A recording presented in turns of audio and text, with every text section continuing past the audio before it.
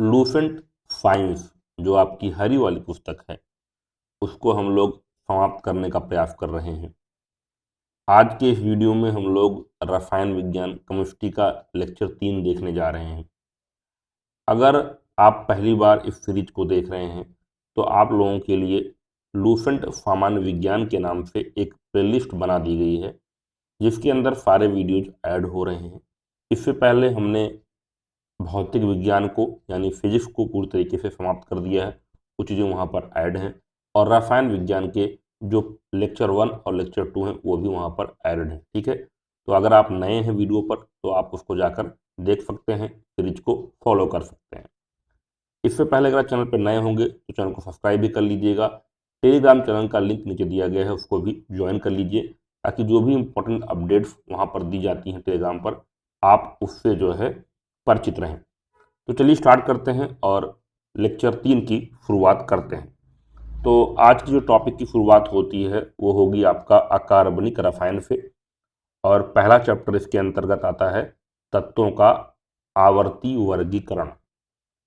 आवर्ती वर्गीकरण यानी पीरियोडिक क्लासिफिकेशन किसी मौलिक गुण को आधार बनाकर की गई पदार्थों की ऐसी व्यवस्था जिसमें निश्चित अंतराल के बाद समान गुण वाले पदार्थ पुनः उपस्थित हों आवर्ती व्यवस्था या आवर्ती वर्गीकरण कहलाती है।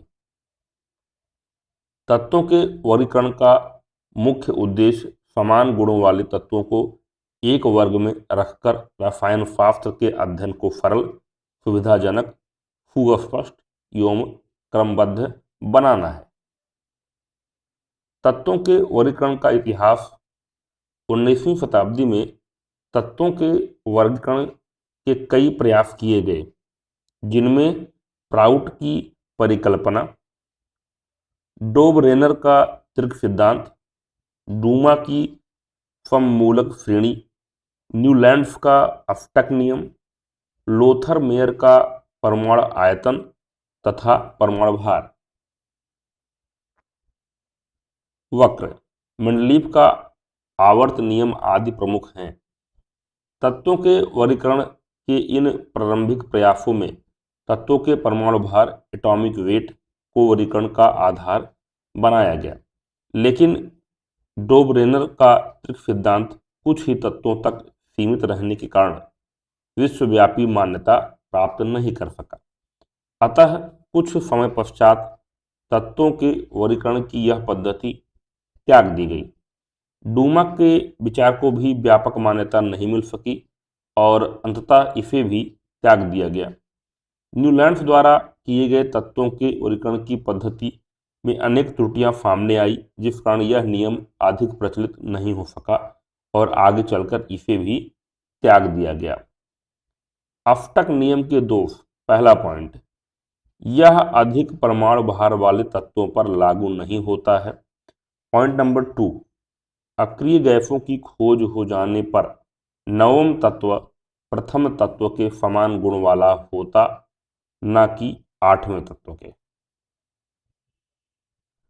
अगला है मेंडलीव द्वारा तत्वों का वर्गीकरण। 19वीं शताब्दी के मध्य में महान रशियन वैज्ञानिक डी.आई. मेंडलीव ने तत्वों तथा उनके यौगिकों के तुलनात्मक अध्ययन से एक नियम प्रस्तुत किया जिसे मेंडलीव का आवर्त नियम कहते हैं। इस नियम के अनुसार तत्वों के भौतिक तथा रासायनिक गुण उनके परमाणु भारों के आवर्त फलन होते हैं। दूसरे शब्दों में, यदि तत्व को उनके बढ़ते हुए परमाणु भारों के क्रम में सजाया जाए तो उनकी एक निश्चित संख्या के बाद लगभग समान गुण वाले तत्व पाए जाएंगे। मेंडलीव ने उस समय तक ज्ञात तत्वों को अपने आवर्त नियम के अनुसार एक सारणी के रूप में श्रृंखलाबद्ध किया जिसे आवर्त सारणी यानी पीरियोडिक टेबल कहते हैं।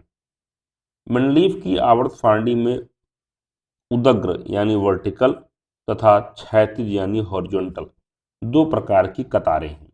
उदग्र कतारों को वर्ग यानी ग्रुप्स तथा क्षैतिज कतारों को आवर्त यानी पीरियड्स कहते हैं। मेंडलीव द्वारा निर्मित आवर्त सारणी में 9 वर्ग तथा 7 आवर्त हैं मेंडलीव के समय तक ज्ञात तत्वों की संख्या 63 थी।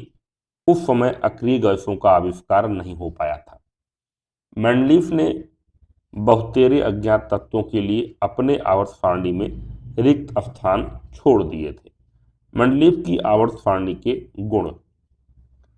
मेंडलीव की आवर्त सारणी में वह सब कुछ है जो एक सफल वर्गीकरण में होना चाहिए। इसके प्रमुख गुण निम्नांकित हैं। पहला, तत्वों के अध्ययन में सुविधा।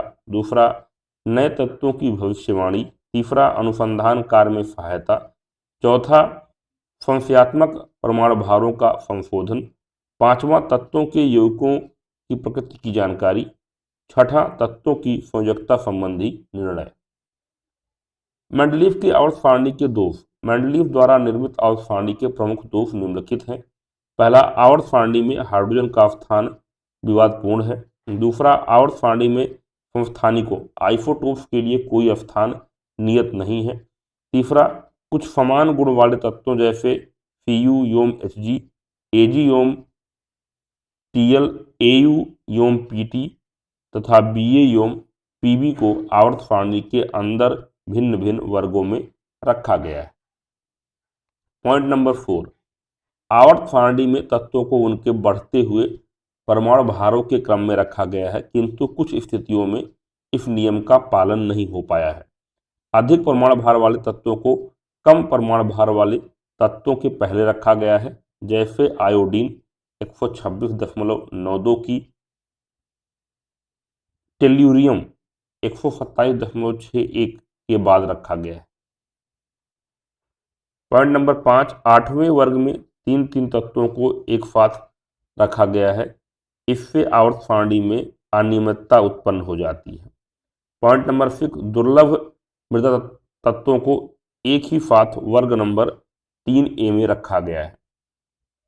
मेंडलीव की आवर्त सारणी में धातु एवं अधातु तत्वों के बीच कोई स्पष्ट विभाजन रेखा नहीं है। बात करते हैं आधुनिक आवर्त नियम की, मॉडर्न पीरियोडिक लॉ। परमाणु संरचना के अध्ययन के संदर्भ में ब्रिटिश वैज्ञानिक मोसले ने 1913 ईस्वी में तत्वों के एक नए विशिष्ट गुण की खोज की।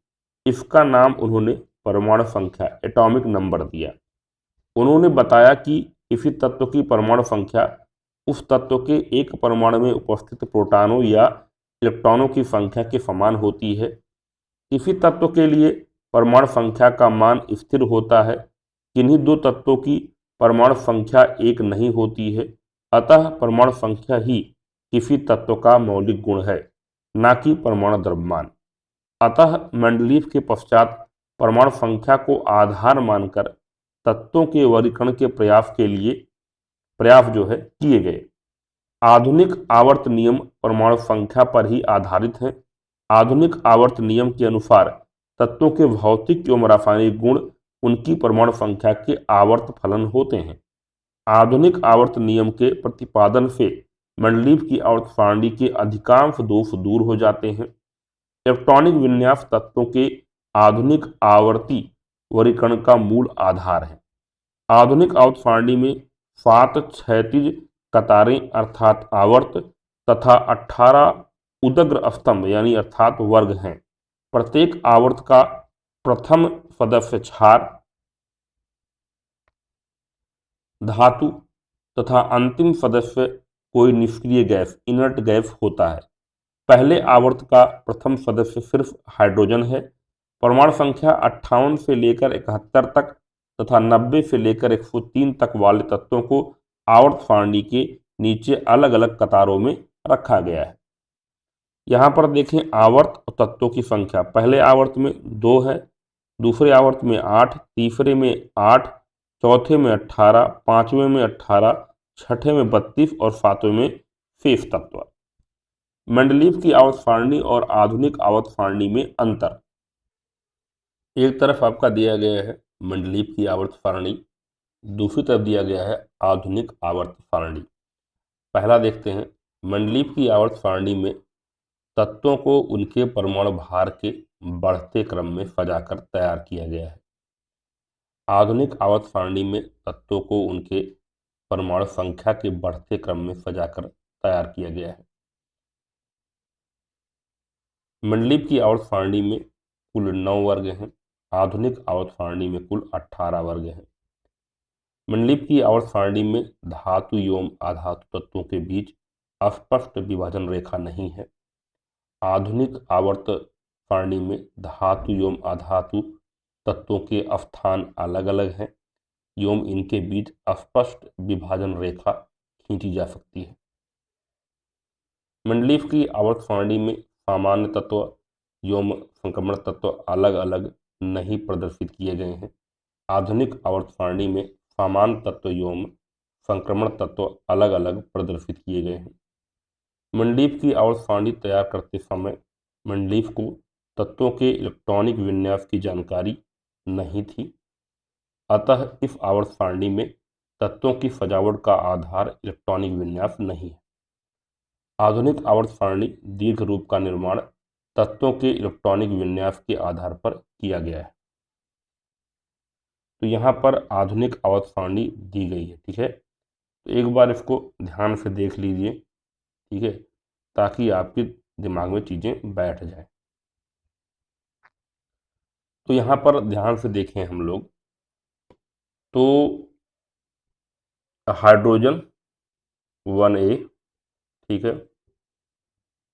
इसके अलावा आपका देखेंगे आप लोग तो यहाँ पर आपको हीलियम, ठीक है। तो ये जो आपका है ग्रुप नंबर है, ठीक है।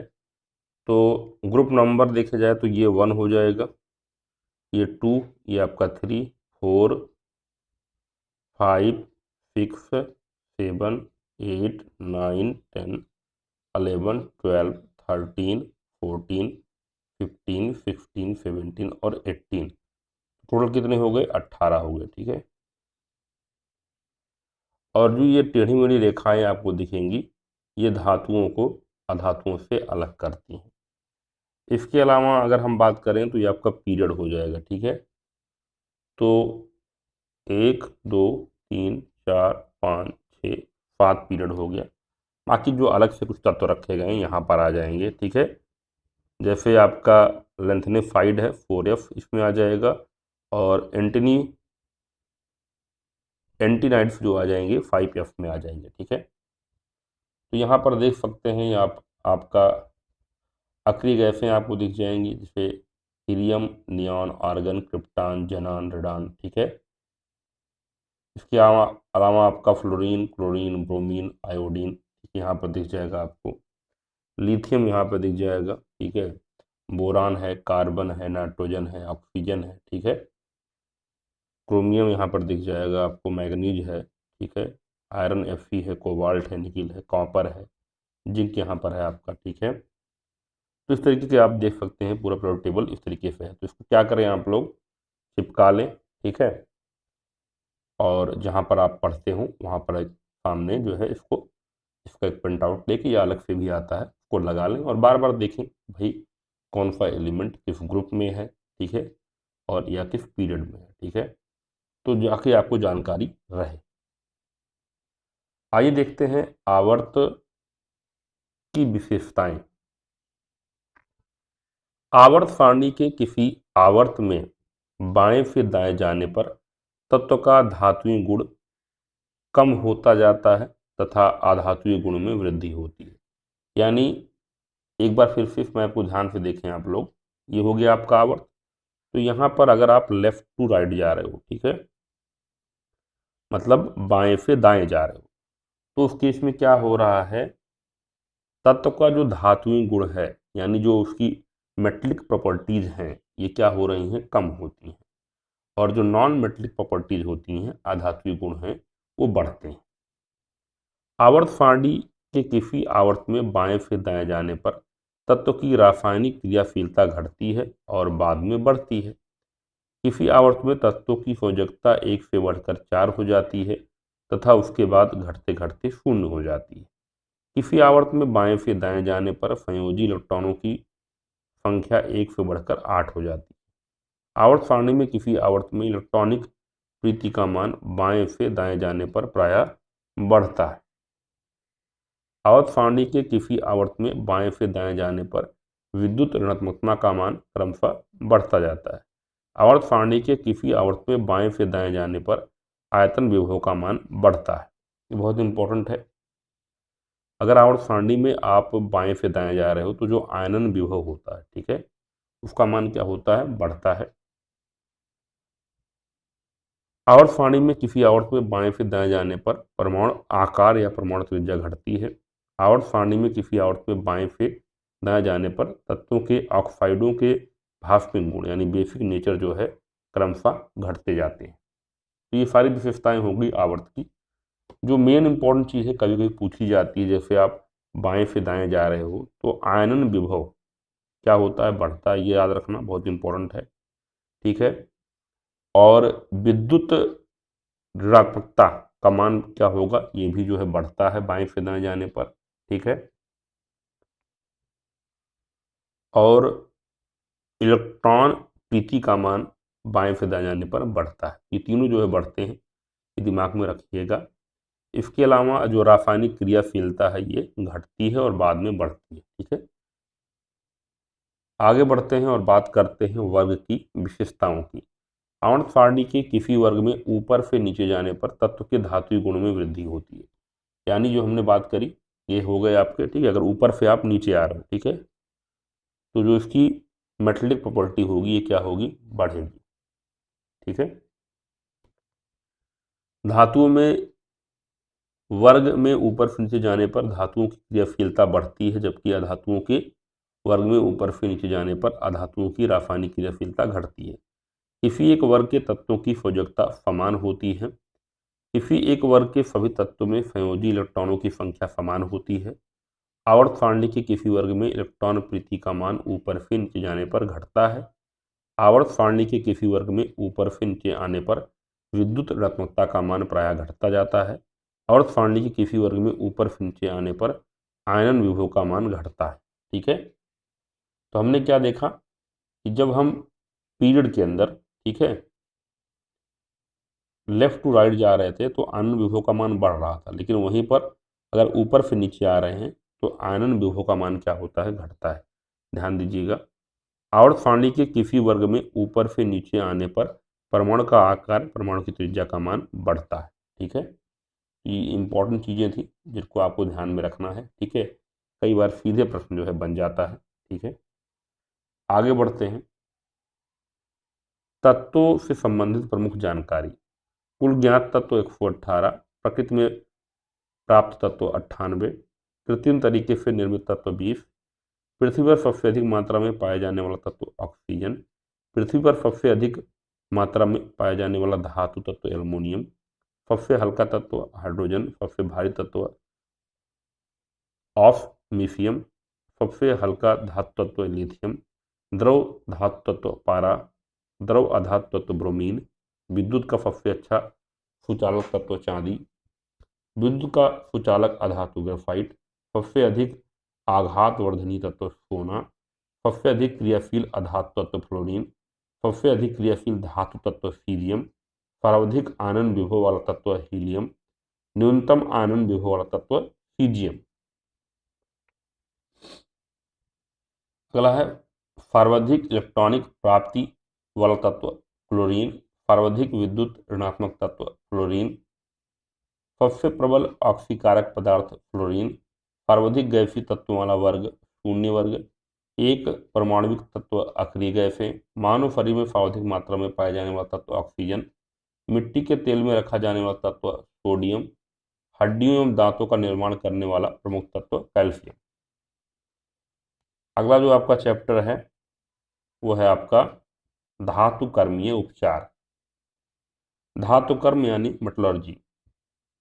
अयस्कों से धातुओं के उत्पादन में कई भौतिक या रासायनिक प्रक्रियाएं काम में आती हैं। धातु के उत्पादन में निहित विभिन्न प्रक्रियाओं के सामूहिक रूप को धातु कर्म कहते हैं।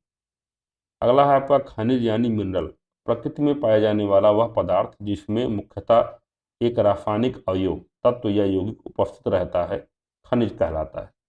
अगला है अयस्क ओर। जिस खनिज में धातु का पर्याप्त प्रतिशत हो तथा जिससे शुद्ध धातु सरलता से एवं सस्ते में प्राप्त की जा सके उसे अयस्क कहते हैं। उदाहरण के लिए आयरन पायराइट लोहे का खनिज है, परंतु इससे लोहा प्राप्त करना आर्थिक दृष्टि से लाभदायक नहीं है, अतः यह लोहे का अयस्क नहीं है। तत्व, अयस्क और उनके सूत्र, यह आपका बहुत ही इंपॉर्टेंट चार्ट है, इससे एक या दो प्रश्न आता ही आता है। ठीक है, यहाँ पर तत्व है, यहाँ पर संकेत है, अयस्क का नाम दिया गया है, अयस्क का संघटन दिया गया है। सोडियम Na होता है इसका संकेत। इसके अयस्क कौन कौन से हैं? Sodium chloride NaCl, sodium carbonate Na2CO3 10H2O, sodium nitrate NaNO3, sodium sulphate Na2SO4 10H2O, borax Na2B4O7 10H2O। अगला है आपका पोटेशियम, सिंबल K है। Potassium chloride KCl, potassium carbonate K2CO3, potassium nitrate KNO3, मैग्नीफाइट, ये हो गया आपका मैग्नीशियम का Mg का, क्या है? मैग्नीफाइट MgCO3, dolomite MgCO3 CaCO3, carnallite KCl MgCl2 6H2O।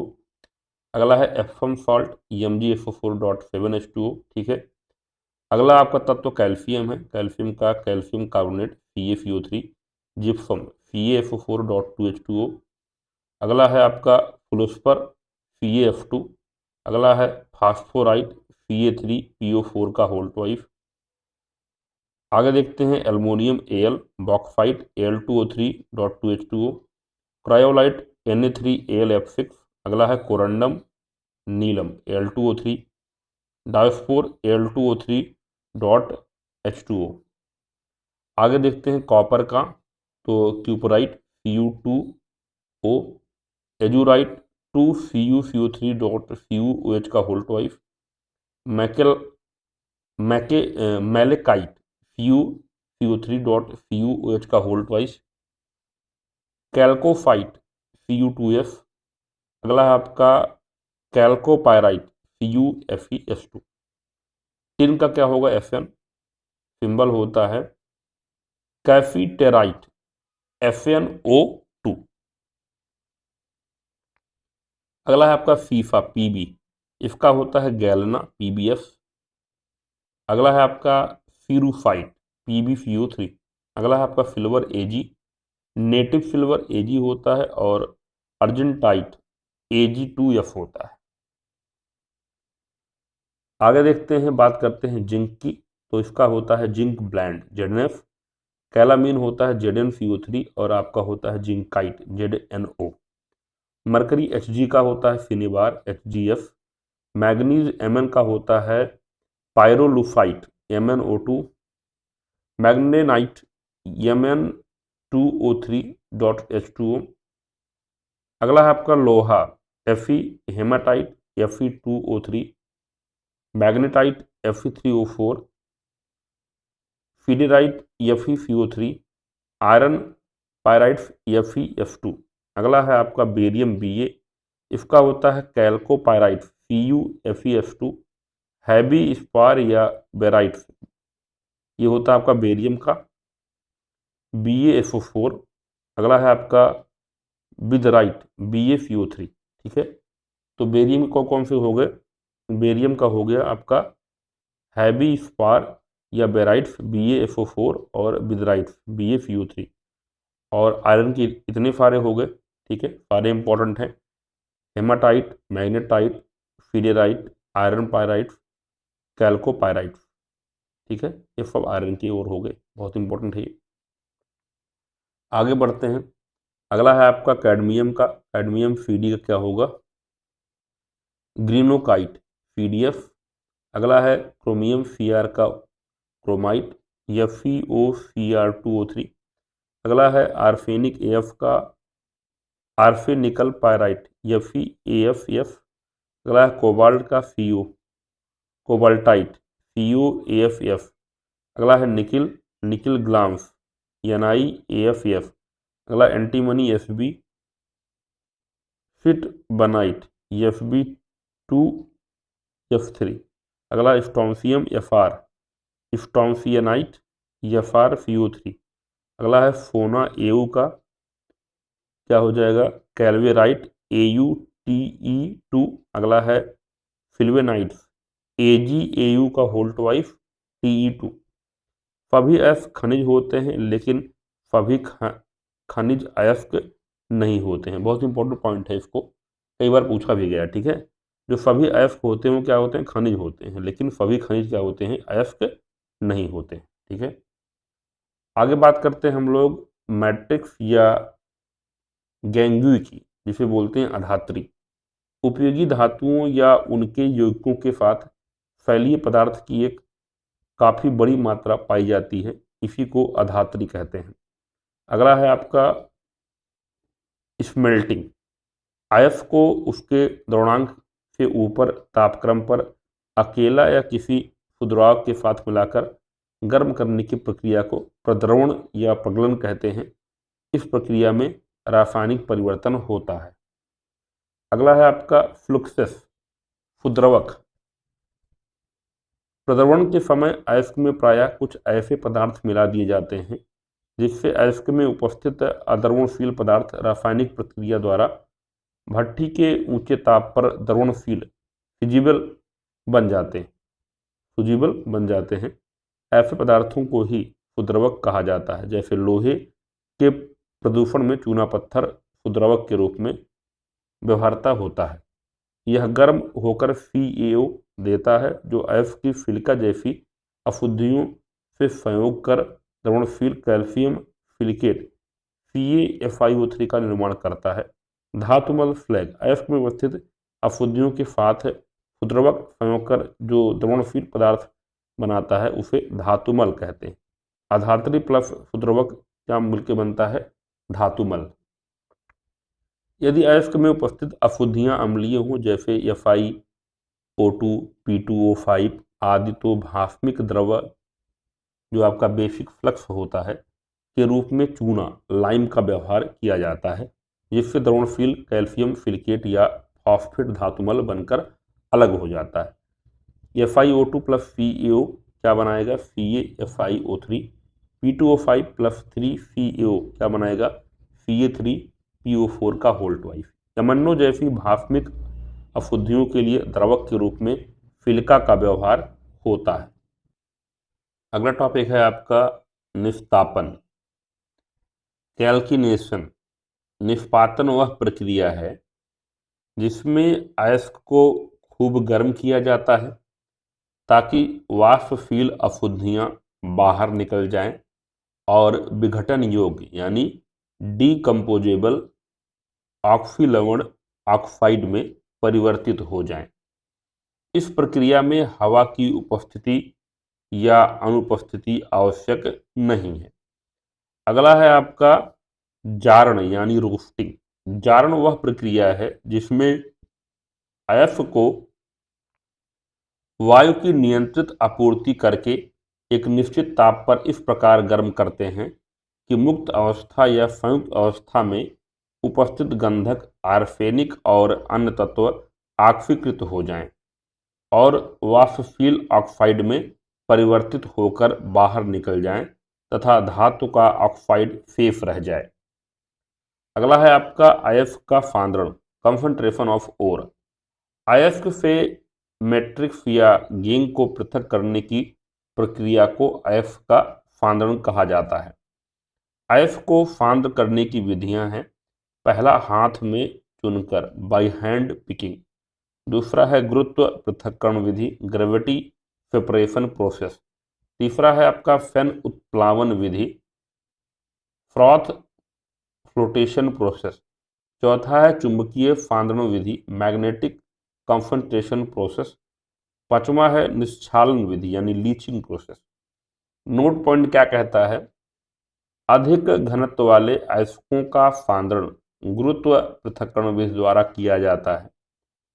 Sulphide अयस्कों का सांद्रण फेन उत्प्लावन विधि द्वारा किया जाता है, जैसे copper pyrite CuFeS2, galena PbS, silver glance Ag2S, zinc blende ZnF आदि।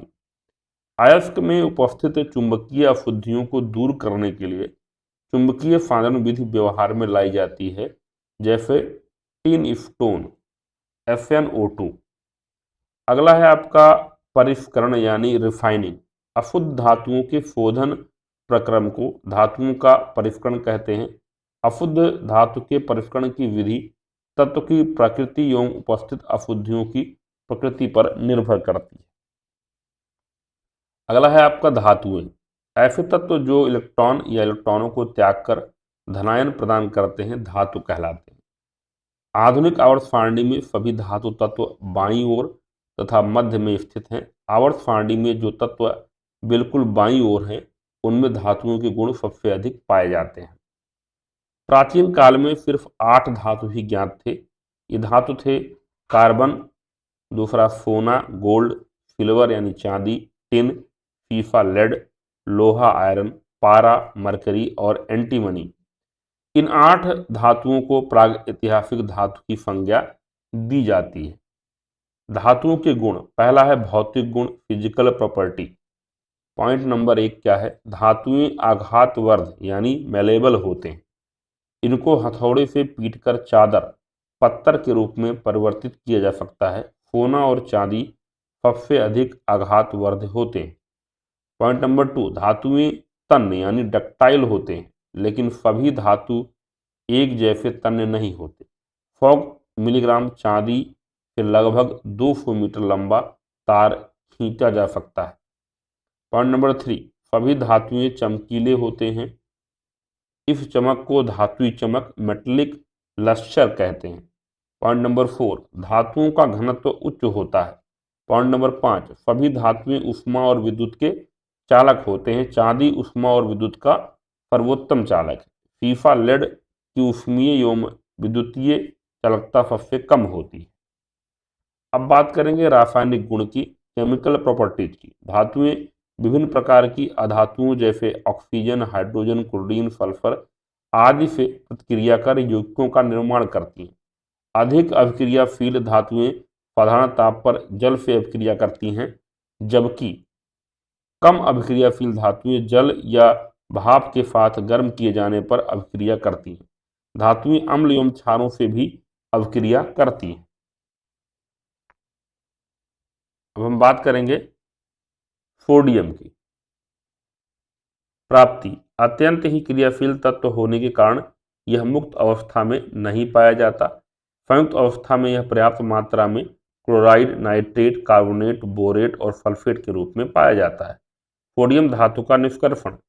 सोडियम धातु का निष्कर्षण जो है काफ्टनर विधि द्वारा द्रवित सोडियम हाइड्रोक्साइड के वैद्युत अवघटन से किया जाता है। डाउन विधि द्वारा भी पिघले हुए सोडियम क्लोराइड के वैद्युत अवघटन से सोडियम धातु बड़े पैमाने पर प्राप्त की जाती है। सोडियम धातु के भौतिक गुण, यह चांदी के समान सफेद धातु है।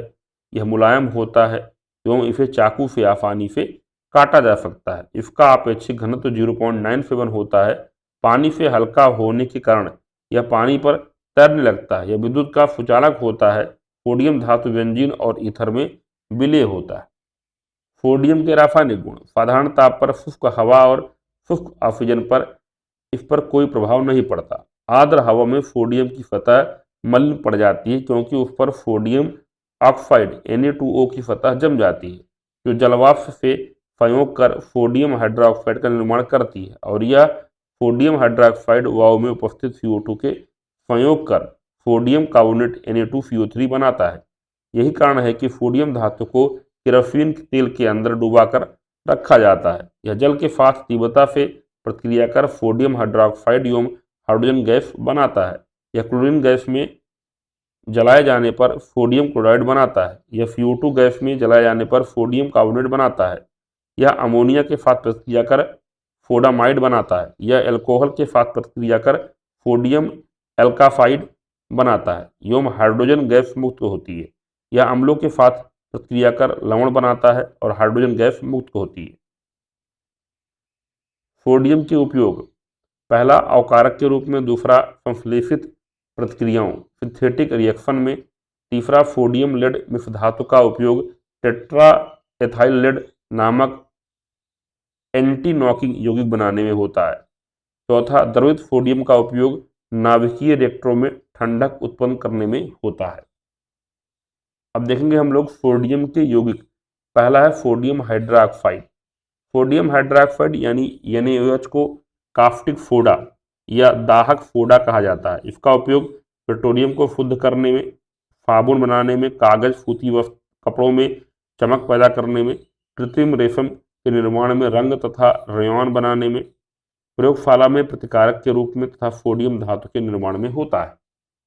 अगला है sodium carbonate. Sodium carbonate Na2CO3.10H2O को धोने वाला सोडा या वॉशिंग सोडा भी कहा जाता है। वॉशिंग सोडा बड़े पैमाने पर उत्पादन लेवलॉक विधि, फैलवे या सॉल्वे विधि, अमोनिया सोडा विधि द्वारा तथा वैद्युत विधि द्वारा किया जाता है। सोडियम कार्बोनेट का उपयोग जल का खारापन दूर करने में, पेट्रोलियम को शुद्ध करने में, प्रयोगशाला में प्रतिकारक के रूप में तथा शीशा, साबुन, कागज, कास्टिक सोडा आदि के उत्पादन में होता है। वॉशिंग सोडा का जलीय विलयन क्षारीय होता है। क्रिस्टलीय अवस्था में वॉशिंग सोडा में क्रिस्टल जो इसका क्रिस्टलन होता है जल होता है। वॉशिंग सोडा में अपमार्जक का गुण होता है। अगला है सोडियम बाइकार्बोनेट। सोडियम बाइकार्बोनेट का दूसरा नाम बेकिंग सोडा है। सोडियम बाइकार्बोनेट NaHCO3 को खाने का या खाने वाला सोडा भी कहते हैं। आटा में खाने वाला सोडा मिलाने पर बनी रोटी अच्छी तरह फूलती है क्योंकि इस दौरान कार्बन डाइऑक्साइड गैस CO2 निकलती है। सोडियम बाइकार्बोनेट का उपयोग औषधि के रूप में, पेट की अम्लता एसिडिटी दूर करने में, बेकिंग पाउडर बनाने में तथा अग्निशामक यंत्रों में होता है। तो ये चीज़ जो है अभी पूछी गई है UPPCS प्री 2025 में। ठीक है, ये पॉइंट पूछा गया है। जो आपका सोडियम बाइकार्बोनेट होता है, बेकिंग सोडा होता है, इसका उपयोग अग्निशामक यंत्रों में किया जाता है। तो लूसेंट साइंस की जो अहमियत है यहीं से पता चलती है, क्योंकि इस बार UPPCS के अंदर जितने भी सवाल पूछे गए हैं सब लूसेंट साइंस से निकल जा रहे हैं। आगे बढ़ते हैं और बात करते हैं हम लोग अब ग्लोबल सॉल्ट की।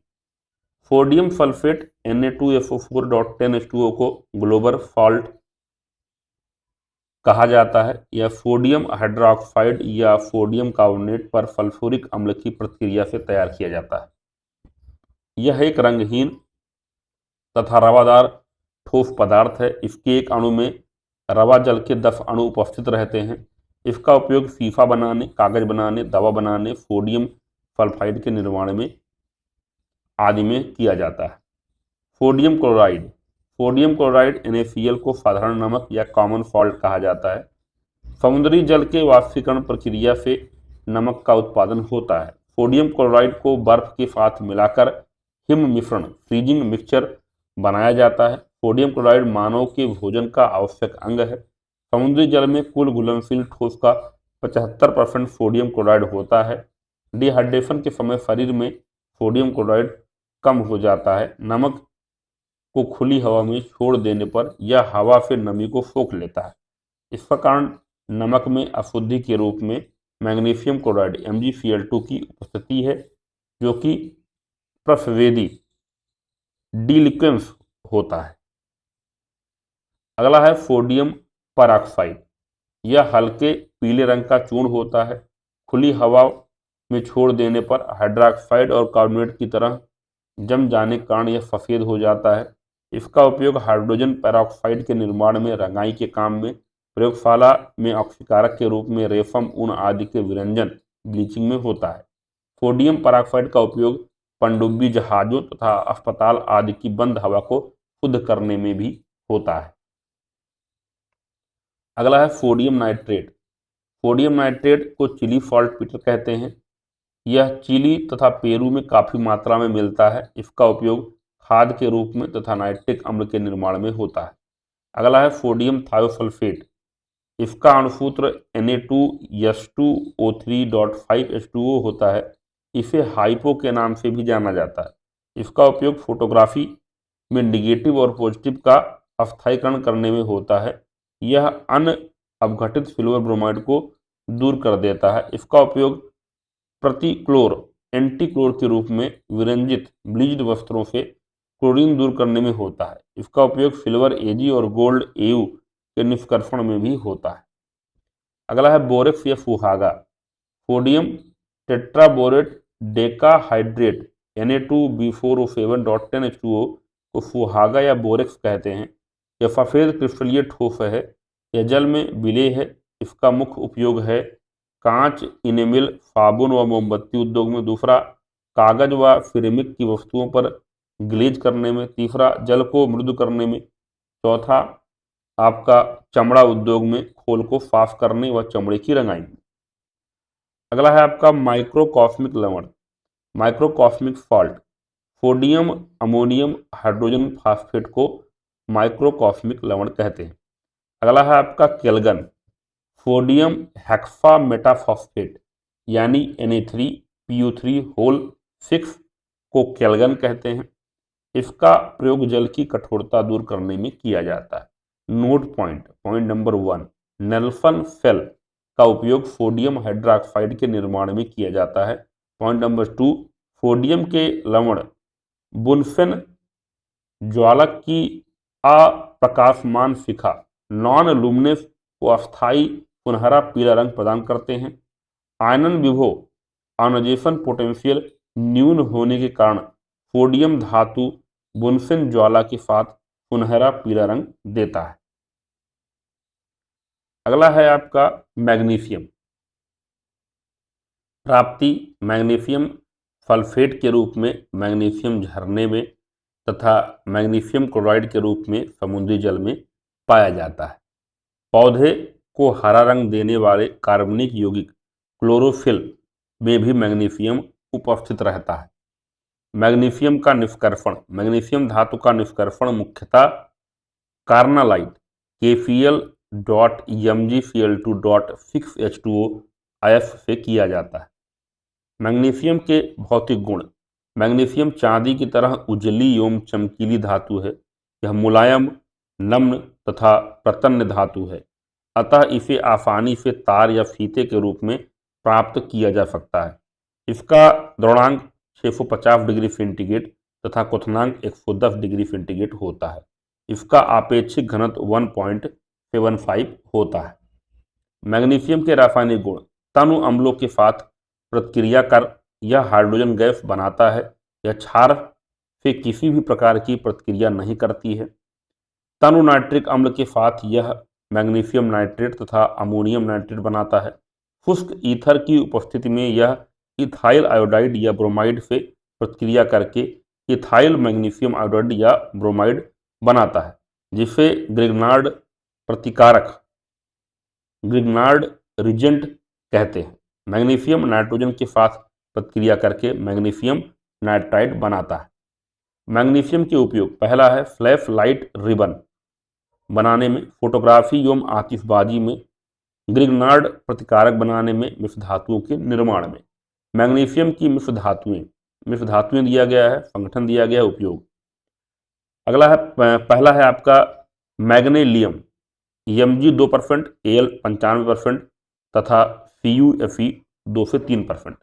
कहाँ पर उपयोग इसका होता है? हवाई जहाज बनाने में, तराजू आदि के निर्माण में। अगला है आपका ड्यूरालुमिन, इसमें एल्युमिनियम 55%, कॉपर 4%, मैग्नीशियम 0.5%, Mn 0.5%। हवाई जहाज बनाने में, प्रेशर कुकर आदि के निर्माण में। अगला है आपका इलेक्ट्रॉन, Mg 95%, Zn 4.5%, कॉपर 0.5%। हवाई जहाज एवं मोटर गाड़ी के ढांचा बनाने में इसका इस्तेमाल किया जाता है। नोट पॉइंट नंबर 1, मैग्नीलियम मिश्र धातु काफ़ी हल्का होता है, इस कारण इसका उपयोग हवाई जहाज, तराजू आदि के निर्माण में होता है।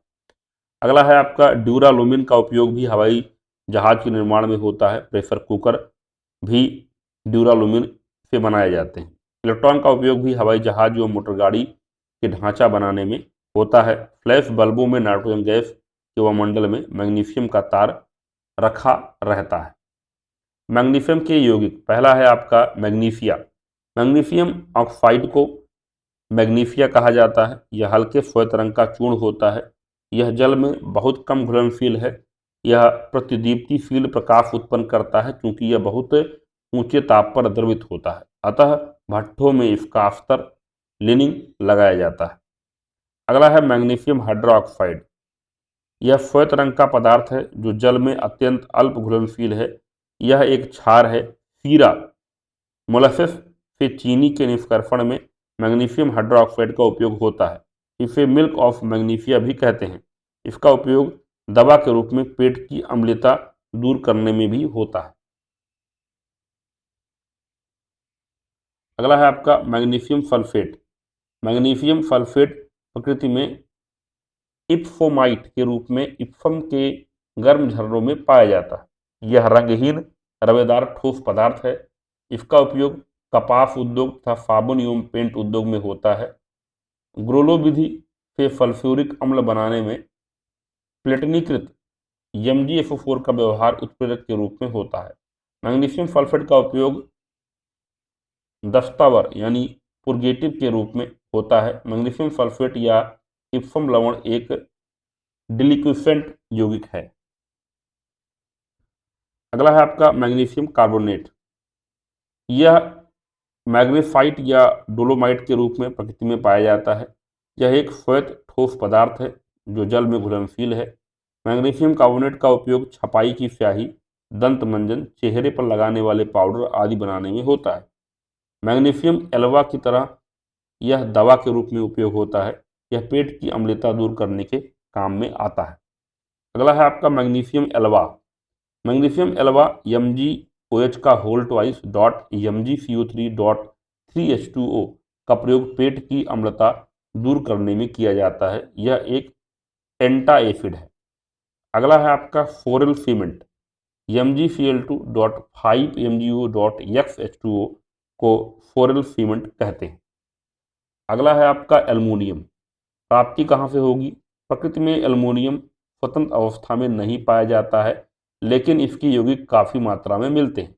यह बॉक्साइट, कोरंडम, डायस्पोर, फेल्सपर, अबरख, काओलिन, क्रायोलाइट आदि रूपों में मिलता है। एल्युमिनियम भूप्रकृति में सबसे अधिक पाया जाने वाला धातु है। ऑक्सीजन और सिलिकॉन के बाद सबसे अधिक पाया जाने वाला तीसरा तत्व है। बॉक्साइट एल्युमिनियम का मुख्य अयस्क है जो एल्युमिनियम के जल योजित ऑक्साइड के रूप में पाया जाता है। क्योंकि यह अयस्क सर्वप्रथम फ्रांस के बॉक्स नामक स्थान पर पाया गया था, इसीलिए इस अयस्क का नाम बॉक्साइट रखा गया है। एल्युमिनियम का निष्कर्षण। एल्युमिनियम धातु का निष्कर्षण मुख्यतः बॉक्साइट अयस्क से विद्युत अपघटन विधि द्वारा किया जाता है। बॉक्साइट का रासायनिक नाम हाइड्रेटेड एल्यूमिना है। बॉक्साइट के वैद्युत अपघटन में क्रायोलाइट का उपयोग बॉक्साइट को कम ताप पर घुलाने हेतु किया जाता है। एल्युमिनियम के भौतिक गुण। यह चांदी के समान चमकीली धातु है। इसका द्रवणांक मेल्टिंग पॉइंट 659.8 डिग्री सेंटीग्रेड, क्वथनांक बॉइलिंग पॉइंट 22 डिग्री सेंटीग्रेड तथा विशिष्ट गुरुत्व 2.7 होता है। यह ऊष्मा और विद्युत का सुचालक होता है। यह आघातवर्ध तथा तन्य धातु है। एल्युमिनियम के रासायनिक गुण। तनु या सांद्र हाइड्रोक्लोरिक अम्ल में घुलकर यह हाइड्रोजन गैस देता है एवं एल्युमिनियम क्लोराइड बनाता है। तनु सल्फ्यूरिक अम्ल के साथ धीरे धीरे प्रतिक्रिया कर यह हाइड्रोजन गैस देता है। यह सांद्र सल्फ्यूरिक अम्ल के साथ गर्म किए जाने पर एल्युमिनियम सल्फेट बनाता है और SO2 गैस बाहर निकलती है। सोडियम हाइड्रोक्साइड या पोटेशियम हाइड्रोक्साइड में यह घुलकर एल्यूमिनेट लवण बनाता है एवं H2 गैस बाहर निकलती है। यह हैलोजन से संयोग कर हैलाइड बनाता है। यह नाइट्रोजन के साथ प्रतिक्रिया कर एल्युमिनियम नाइट्राइड बनाता है। एल्युमिनियम के उपयोग देख लेते हैं। पहला, एल्युमिनियम तथा इसकी मिश्र धातु वायुयान, मोटर आदि बनाने में व्यवहारता उपयोग में लाई जाती है। यह घरेलू बर्तन बनाने में प्रयुक्त होता है। इसके तार विद्युत संचालन में प्रयुक्त होते हैं। लोहा, Fe, मैग्नीज, एमन आदि धातुओं के ऑक्साइडों को धातु में अवकृत करने में यह काम आता है। इसके पत्तर मिठाई, सिगरेट आदि लपेटने के काम आते हैं। थर्मिट विधि द्वारा धातु के कुछ ऑक्साइडों को धातु में अवकृत करने में यह प्रयुक्त होता है। एल्युमिनियम की मिश्र धातुएं। यहाँ पर मिश्र धातुएं संघटन उपयोग। एल्युमिनियम ब्रॉन्ज Cu का 90% लेंगे और एल्युमिनियम का 10% लेंगे। इसका उपयोग बर्तन, सिक्का आदि बनाने में किया जाएगा। अगला है आपका मैग्नीशियम, Mg 2% होगा, एल्युमिनियम 95 to 96% और Fe 2 से 3% होगा। वायुयान निर्माण में इसका उपयोग किया जाएगा। अगला है आपका निकेल ऑयल, Al इसमें 95% होगा, कांपर 4%, निकेल 1% होगा। वायुयान निर्माण में इसका उपयोग किया जाएगा। अगला है आपका ड्यूरेलुमिन, Fu 4% होगा, Mn 0.5% होगा, Mg 0.5% होगा, Al 95% होगा। प्रेशर कुकर, वायुयान आदि के निर्माण में इसका उपयोग किया जाता है। एल्युमिनियम के यौगिक, पहला है एल्युमिनियम क्लोराइड। इसका उपयोग उत्प्रेरक के रूप में फिडल क्राफ्ट प्रतिक्रिया में व्यापक तौर पर होता है। यह गैसोलीन के उत्पादन में भी उत्प्रेरक के रूप में प्रयुक्त होता है। पेट्रोलियम के भंजन में अनाद्र एल्युमिनियम क्लोराइड का प्रयोग होता है। अगला है एल्यूमिना, यह प्रकृति में बॉक्साइट, कोरंडम, नीलम आदि कई रूपों में पाया जाता है। बड़े पैमाने पर यह बॉक्साइट अयस्क से तैयार किया जाता है। यह सफेद तथा वेरवेदार चूर्ण होता है जो जल में घुलनशील है। यह एक उभयधर्मी ऑक्साइड है, अतः यह अम्ल और क्षार दोनों से प्रतिक्रिया करता है। इसका उपयोग कृत्रिम रत्न बनाने में, एल्युमिनियम धातु बनाने में, एल्युमिनियम के अन्य लवणों के निर्माण में, उत्प्रेरक के रूप में तथा भट्टियों में अस्तर लगाने के काम में होता है। अगला है आपका पोटाश एलम। पोटाश एलम का रासायनिक नाम पोटेशियम एल्युमिनियम सल्फेट होता है। इसका रासायनिक सूत्र K2SO4.Al2SO4 का होल थ्राइस .24H2O होता है। यह एक द्विक लवण है। इसका उपयोग रक्त प्रवाह रोकने में, कागज एवं चमड़ा उद्योग में, जल को मृदु बनाने आदि में होता है। अगला है आपका aluminium carbide. Aluminium carbide Al4C3 को मिथेनाइड कहते हैं। एल्युमिनियम कार्बाइड पर जल की प्रतिक्रिया से मीथेन गैस बनती है। अगला है एल्युमिनियम हाइड्रोक्साइड। कपड़ों को अदाह्य बनाने तथा जलरोधी कपड़े तैयार करने में एल्युमिनियम हाइड्रोक्साइड AlOH का होल थ्राइस का प्रयोग किया जाता है। अगला है एल्युमिनियम सल्फेट। Al2SO4 का होल थ्राइस .18H2O को हेयर सॉल्ट कहते हैं। एल्युमिनियम सल्फेट का प्रयोग कपड़ों की छपाई और रंगाई में रंग बंधक मॉर्डेंट के रूप में किया जाता है। इसका उपयोग फिटकरी बनाने में भी होता है। कैल्शियम प्राप्ति, कैल्शियम प्रकृति में मुक्त अवस्था में नहीं पाया जाता है, परंतु carbonate, sulphate, phosphate, fluoride, silicate आदि यौगिकों के रूप में यह प्रकृति में विस्तृत रूप से पाया जाता है। कैल्शियम के यौगिक पृथ्वी की परत में 3.5% मात्रा में उपस्थित हैं। कैल्शियम हड्डियों, अंडे के छिलके एवं शंख, मोलस्का समुदाय का प्राणी का मुख्य अवयव है। दूध, मिल्क में सर्वाधिक मात्रा में पाए जाने वाला तत्व क्या है? कैल्शियम है। कैल्शियम का निष्कर्षण, कैल्शियम धातु का निष्कर्षण द्रवित कैल्शियम क्लोराइड एवं कैल्शियम फ्लोराइड मिश्रण के वैद्युत अपघटन से किया जाता है। कैल्शियम क्लोराइड को विद्युत अपघट्य बनाता है। कैल्शियम के भौतिक गुण, कैल्शियम चांदी की तरह उजली धातु है। अन्य सामान्य धातुओं की अपेक्षा मुलायम परंतु शीशे की अपेक्षा कड़ी है। इसका द्रव्यांक 851 डिग्री सेंटीग्रेड, क्वथनांक 1439 डिग्री सेंटीग्रेड तथा आपेक्षिक घनत्व 1.55 होता है। यह नम्य और तन्य होता है। यह ऊष्मा और विद्युत का सुचालक होता है। कैल्शियम के रासायनिक गुण, अम्लों से प्रतिक्रिया कर यह हाइड्रोजन गैस उत्पन्न करता है। यह जल को अपघटित कर हाइड्रोजन गैस उत्पन्न करता है। क्षारों के साथ यह कोई प्रतिक्रिया नहीं करता है। इसे hydrogen, oxygen, nitrogen, sulphur, carbon, phosphorus, chlorine, bromine आदि अधातुओं के साथ गर्म करने पर क्रमशः hydride, oxide, nitride, sulphide, carbide, phosphide, chloride, bromide आदि यौगिक बनते हैं। कैल्शियम के उपयोग, पहला, अल्कोहल में सूक्ष्म मात्रा में उपस्थित जल को हटाने में।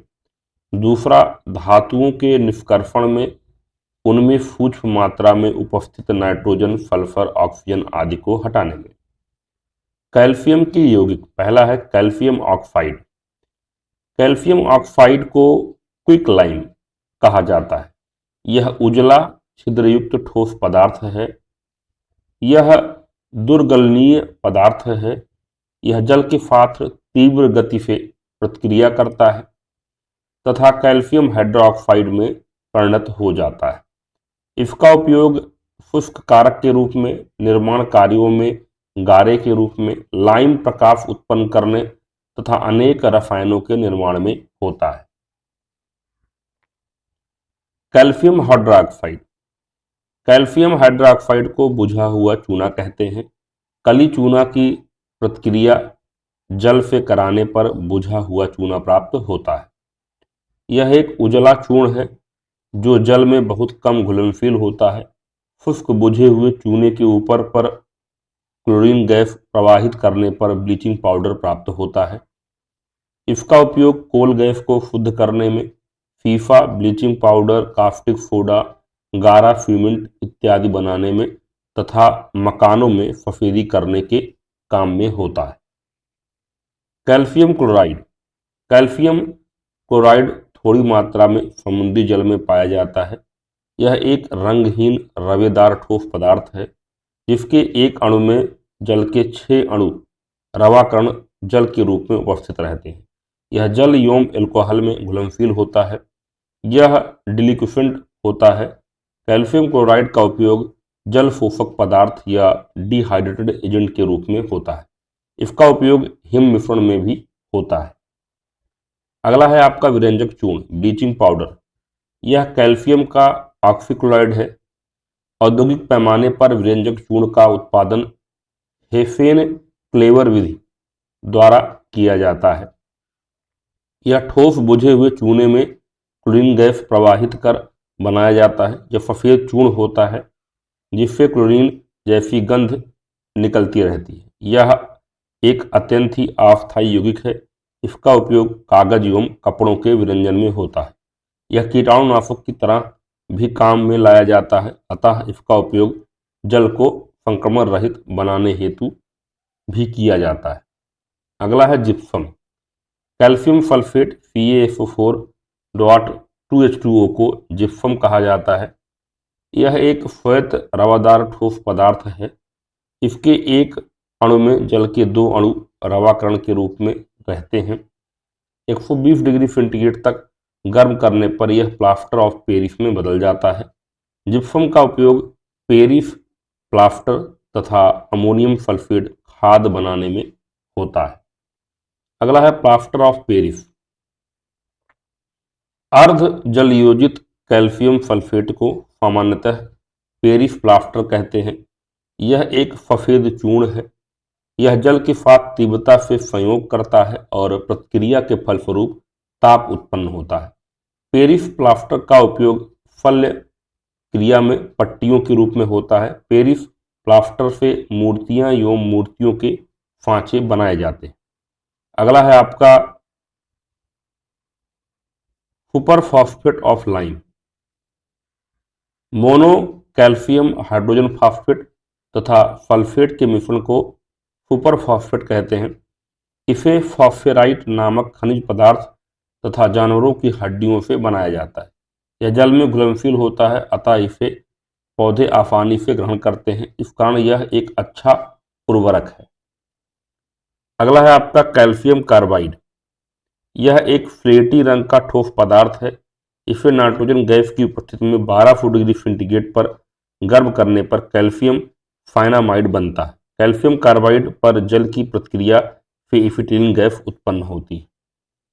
अगला है नाइट्रोलियम। कैल्शियम साइनामाइड को नाइट्रोलियम कहा जाता है। इसका उपयोग खाद के रूप में होता है। अगला है हाइड्रोलिथ। कैल्शियम हाइड्राइड को हाइड्रोलिथ कहते हैं।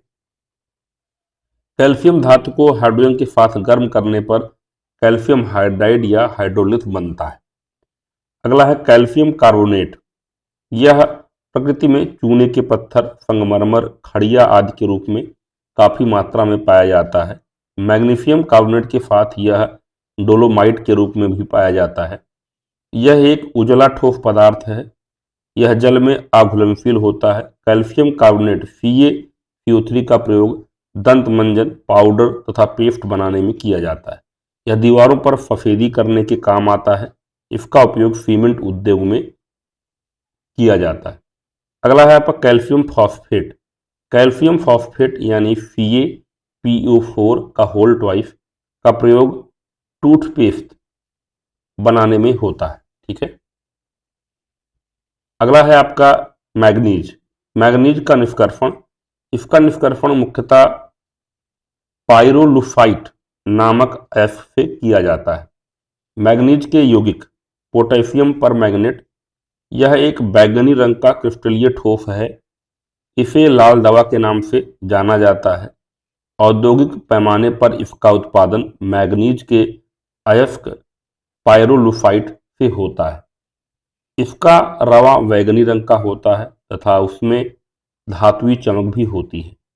यह जल में साधारण विलेय है तथा गुलाबी रंग का विलयन बनाता है। इसमें प्रबलता से गर्म करने पर पोटेशियम मैग्नेट एवं मैग्नीज डाइऑक्साइड बनता है। पोटेशियम परमैंगनेट का विस्तृत उपयोग आयतनीय विश्लेषण में ऑक्सीकारक के रूप में होता है। कार्बनिक यौगिकों में द्विबंधन की जांच में भी इसका उपयोग होता है। ऊनी, रेशमी एवं सूती कपड़ों के विरंजन तथा तेलों को रंगहीन बनाने में भी इसका उपयोग होता है। यह जल को कीटाणु रहित करता है। दूसरा है आपका मैग्नीज डाइऑक्साइड। शुष्क सेलों में मैग्नीज डाइऑक्साइड MnO2 विध्रुवक का कार्य करता है। नोट पॉइंट क्या है? जीवित मानव शरीर में मैग्नीज सबसे कम पाया जाने वाला तत्व है। अगला है लोहा। प्राप्ति, लोहा एक संक्रमण धातु है। भूगर्भिक तत्वों में लोहा का चौथा स्थान है। प्रकृति में लोहा मुक्त अवस्था में नहीं पाया जाता। हरी सब्जियों में यह प्रचुर मात्रा में पाया जाता है।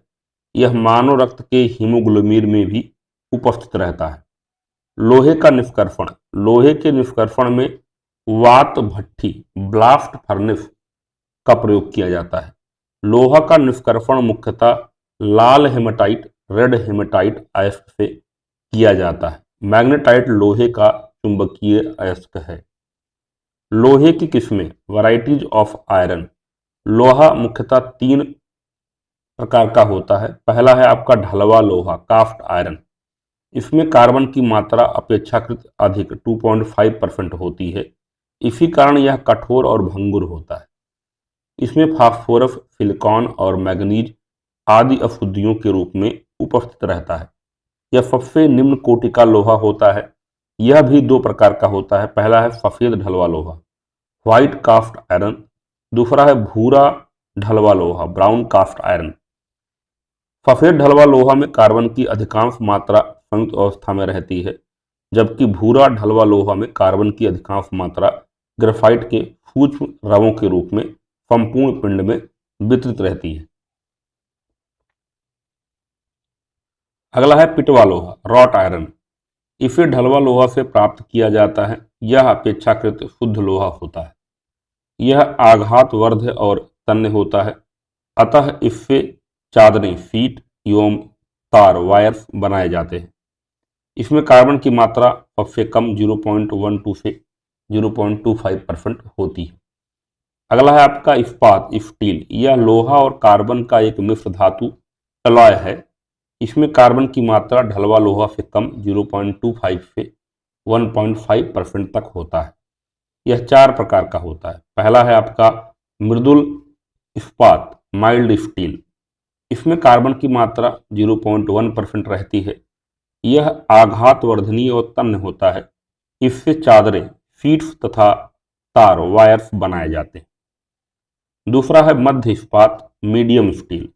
इसमें कार्बन की मात्रा 0.5% होती है। यह अपेक्षाकृत कठोर होता है। इसका उपयोग रेल लाइन, पुल, जहाज आदि के निर्माण में होता है। अगला है कठोर इस्पात, हार्ड स्टील। इसमें कार्बन की मात्रा लगभग 1.5% होती है। इससे औजार, टूल्स बनाए जाते हैं। अगला है आपका मिश्र इस्पात एलॉय स्टील। इसके अंतर्गत स्टेनलेस इस्पात, क्रोम इस्पात, मैग्नीज इस्पात, टंगस्टन इस्पात, निकेल इस्पात आदि आते हैं। साधारण लौह इस्पात में लोहा और कार्बन रहता है। यदि इसमें कोई अन्य धातु CrMnNi मिला दी जाए तो उसे मिश्र इस्पात एलॉय स्टील कहते हैं। इसका सबसे अच्छा उदाहरण स्टेनलेस स्टील है। स्टेनलेस स्टील पर वायु, जल आदि के प्रभाव से जंग नहीं लगता है। इस्पात की मिश्र धातुएं, पहला है स्टेनलेस स्टील। इसमें 15% क्रोमियम रहता है। यह कठोर होता है, इसमें जंग भी नहीं लगता है। इसका उपयोग बर्तन, ब्लेड, वाल्व आदि बनाने में होता है। दूसरा है मैग्नीज स्टील। इसमें लोहा के साथ 6 से 15% मैग्नीज होता है। यह बहुत कठोर एवं कम घिसने वाला होता है। इससे रेल की पटरियां, स्विच एवं काटने की मशीनें बनाई जाती हैं। अगला है आपका निकेल स्टील। इसमें 3 से 4% निकेल होता है। यह कठोर एवं लचीला होता है। इसमें जंग नहीं लगता है। इससे धुरे, बिजली के तार, हवाई जहाज एवं मोटर के कलपुर्जे बनाए जाते हैं।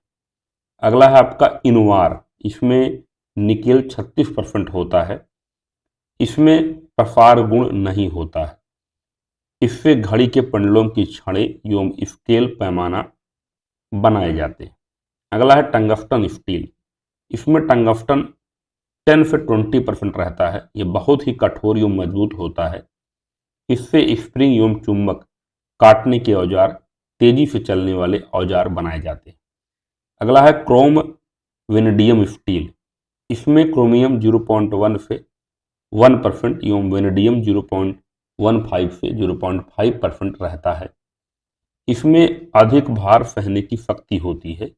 इससे बियरिंग, गियर्स एवं धुरे बनाए जाते हैं। अगला है क्रोम इस्पात। इसमें क्रोमियम 5% रहता है। यह बहुत ही कठोर होता है। इससे तिजोरी, सेफ, वाल्व एवं वाल बियरिंग, जिसे बाल बियरिंग कहते हैं, तथा पत्थर काटने वाले मशीनों के दांत, jaws of stone crushing machine बनाए जाते हैं। लोहे के भौतिक गुण, शुद्ध लोहा सफेद, मुलायम तथा रवादार धातु है। इसका द्रव्यंक 1533 डिग्री सेंटीग्रेड, क्वथनांक 2450 डिग्री सेंटीग्रेड तथा घनत्व 7.86 होता है। यह आघातवर्ध एवं तन्य होता है। इसमें चुंबकीय गुण पाया जाता है। लोहे के रासायनिक गुण, यह साधारण ताप पर शुष्क हवा से कोई प्रतिक्रिया नहीं करता है। आर्द्र हवा के संपर्क में आने पर इस पर जंग लगता है। शुद्ध लोहे की शुद्ध जल के साथ कोई प्रतिक्रिया नहीं होती है, लेकिन साधारण जल में इस पर जंग लगता है। लाल तप्त लोहे पर जलवाष्प प्रवाहित करने पर फेरफोफेरिक ऑक्साइड और हाइड्रोजन गैस बनता है। यह हैलोजन से प्रतिक्रिया कर हैलाइड तथा सल्फर के साथ गर्म करने पर सल्फाइड बनाता है। यह क्षारों के साथ कोई प्रतिक्रिया नहीं करता। यह तनु हाइड्रोक्लोरिक अम्ल के साथ प्रतिक्रिया कर फेरस क्लोराइड एवं हाइड्रोजन गैस बनाता है। यह तनु सल्फ्यूरिक अम्ल के साथ प्रतिक्रिया कर फेरस सल्फेट एवं हाइड्रोजन गैस बनाता है। यह गर्म एवं सांद्र सल्फ्यूरिक अम्ल के साथ प्रतिक्रिया कर फेरस एवं फेरिक सल्फेट तथा सल्फर डाइऑक्साइड F2 गैस बनाता है। यह ठंडा एवं तनु नाइट्रिक अम्ल से प्रतिक्रिया कर फेरस नाइट्रेट एवं अमोनियम नाइट्रेट बनाता है। यह गर्म एवं तनु नाइट्रिक अम्ल के साथ प्रतिक्रिया कर फेरिक नाइट्रेट एवं नाइट्रिक ऑक्साइड गैस बनाता है। यह सांद्र नाइट्रिक अम्ल के साथ प्रतिक्रिया कर फेरिक नाइट्रेट एवं नाइट्रोजन परऑक्साइड गैस बनाता है। अगला है आपका लोहे की निष्क्रियता, पैसिविटी ऑफ आयरन। यदि सांद्र या सधूम नाइट्रिक अम्ल में लोहे का एक टुकड़ा डालने पर कोई प्रतिक्रिया नहीं होती है, लोहे का टुकड़ा अम्ल में डालने पर निष्क्रिय हो जाता है, तो इसे निष्क्रिय लोहा, पैसिव आयरन कहते हैं।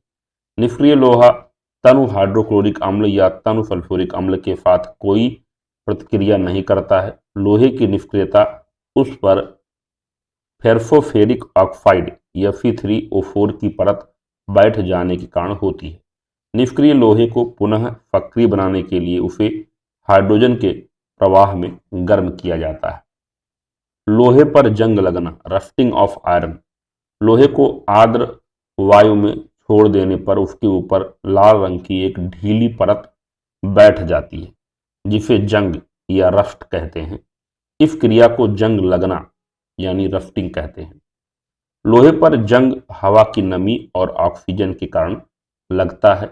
लोहे को निम्नलिखित विधियों द्वारा जंग लगने से बचाया जा सकता है। पहला, लोहे के ऊपर पीच, अलकतरा या एल्युमिनियम पेंट लगा देने पर लोहे को लाल तप्त कर उसके ऊपर जलवाष्प प्रवाहित करने से Fe3O4 की परत बैठ जाती है, जो लोहे को जंग लगने से बचाता है।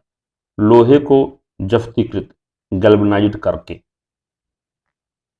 नोट पॉइंट पहला है, लोहे में जंग लगना रासायनिक परिवर्तन का उदाहरण है।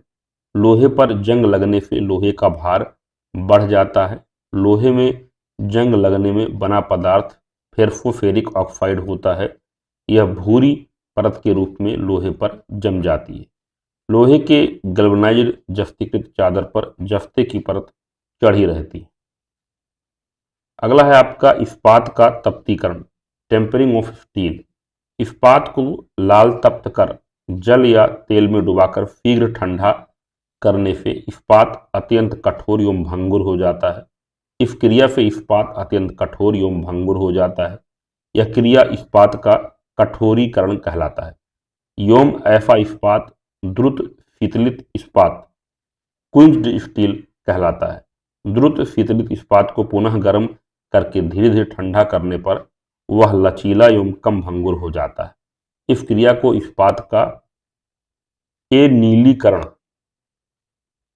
कहते हैं। इस्पात का कठोरीकरण करने के पश्चात एनीलीकरण की क्रियाओं को सम्मिलित रूप से इस्पात का तप्तीकरण कहते हैं। लोहे के यौगिक, पहला है फेरस सल्फेट। फेरस सल्फेट यानी Fe7H2O को हरा कफीफ या ग्रीन विट्रॉल कहा जाता है। यह हल्के हरे रंग का उत्फुल्ल रवा है। इसमें 7 अणु रवा जल उपस्थित रहता है। यह हरा कफीफ एवं इप्सम लवण का समाकृतिक आइसोमोर्फोरस है। इसका उपयोग स्याही बनाने एवं मोहर लवण, मोहर साल्ट बनाने एवं रंग उद्योग में होता है। अनाद्र लवण का उपयोग भोजन में लोहे की कमी को पूरा करने के लिए दवा के रूप में होता है। रंग उद्योग में भी इसका उपयोग होता है।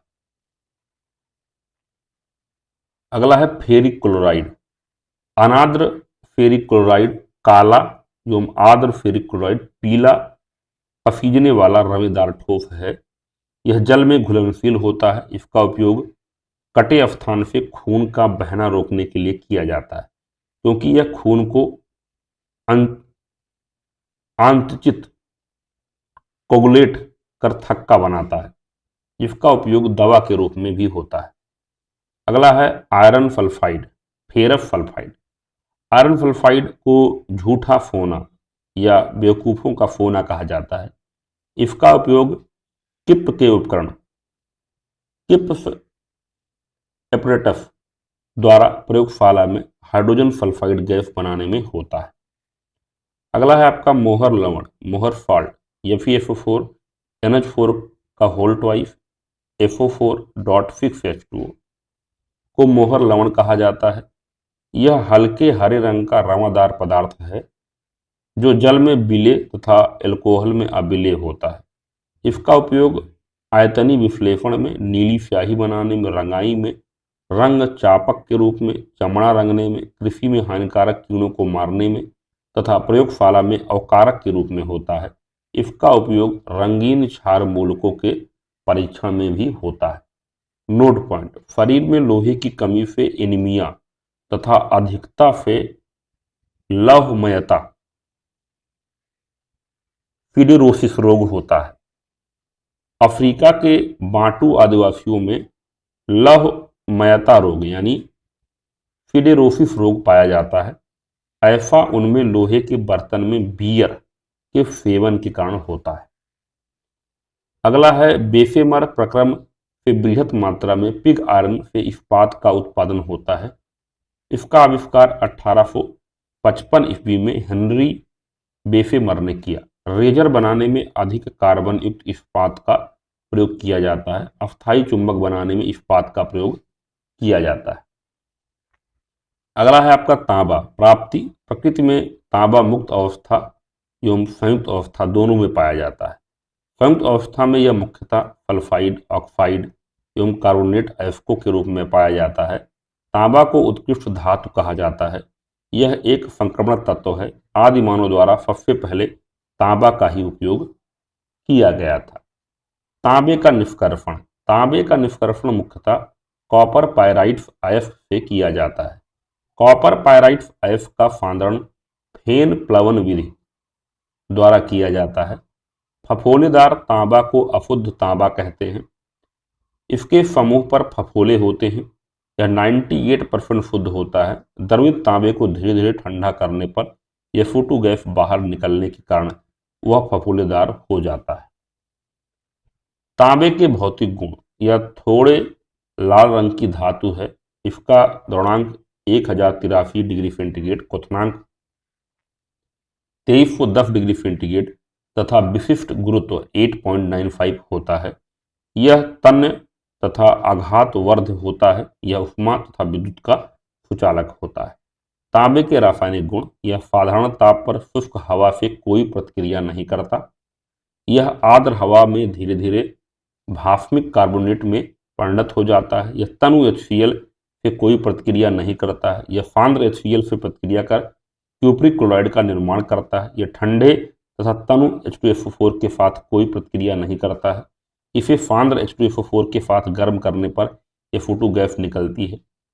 तनु HNO3 के साथ nitrites oxide, nitrous oxide N2O gas निकलती है।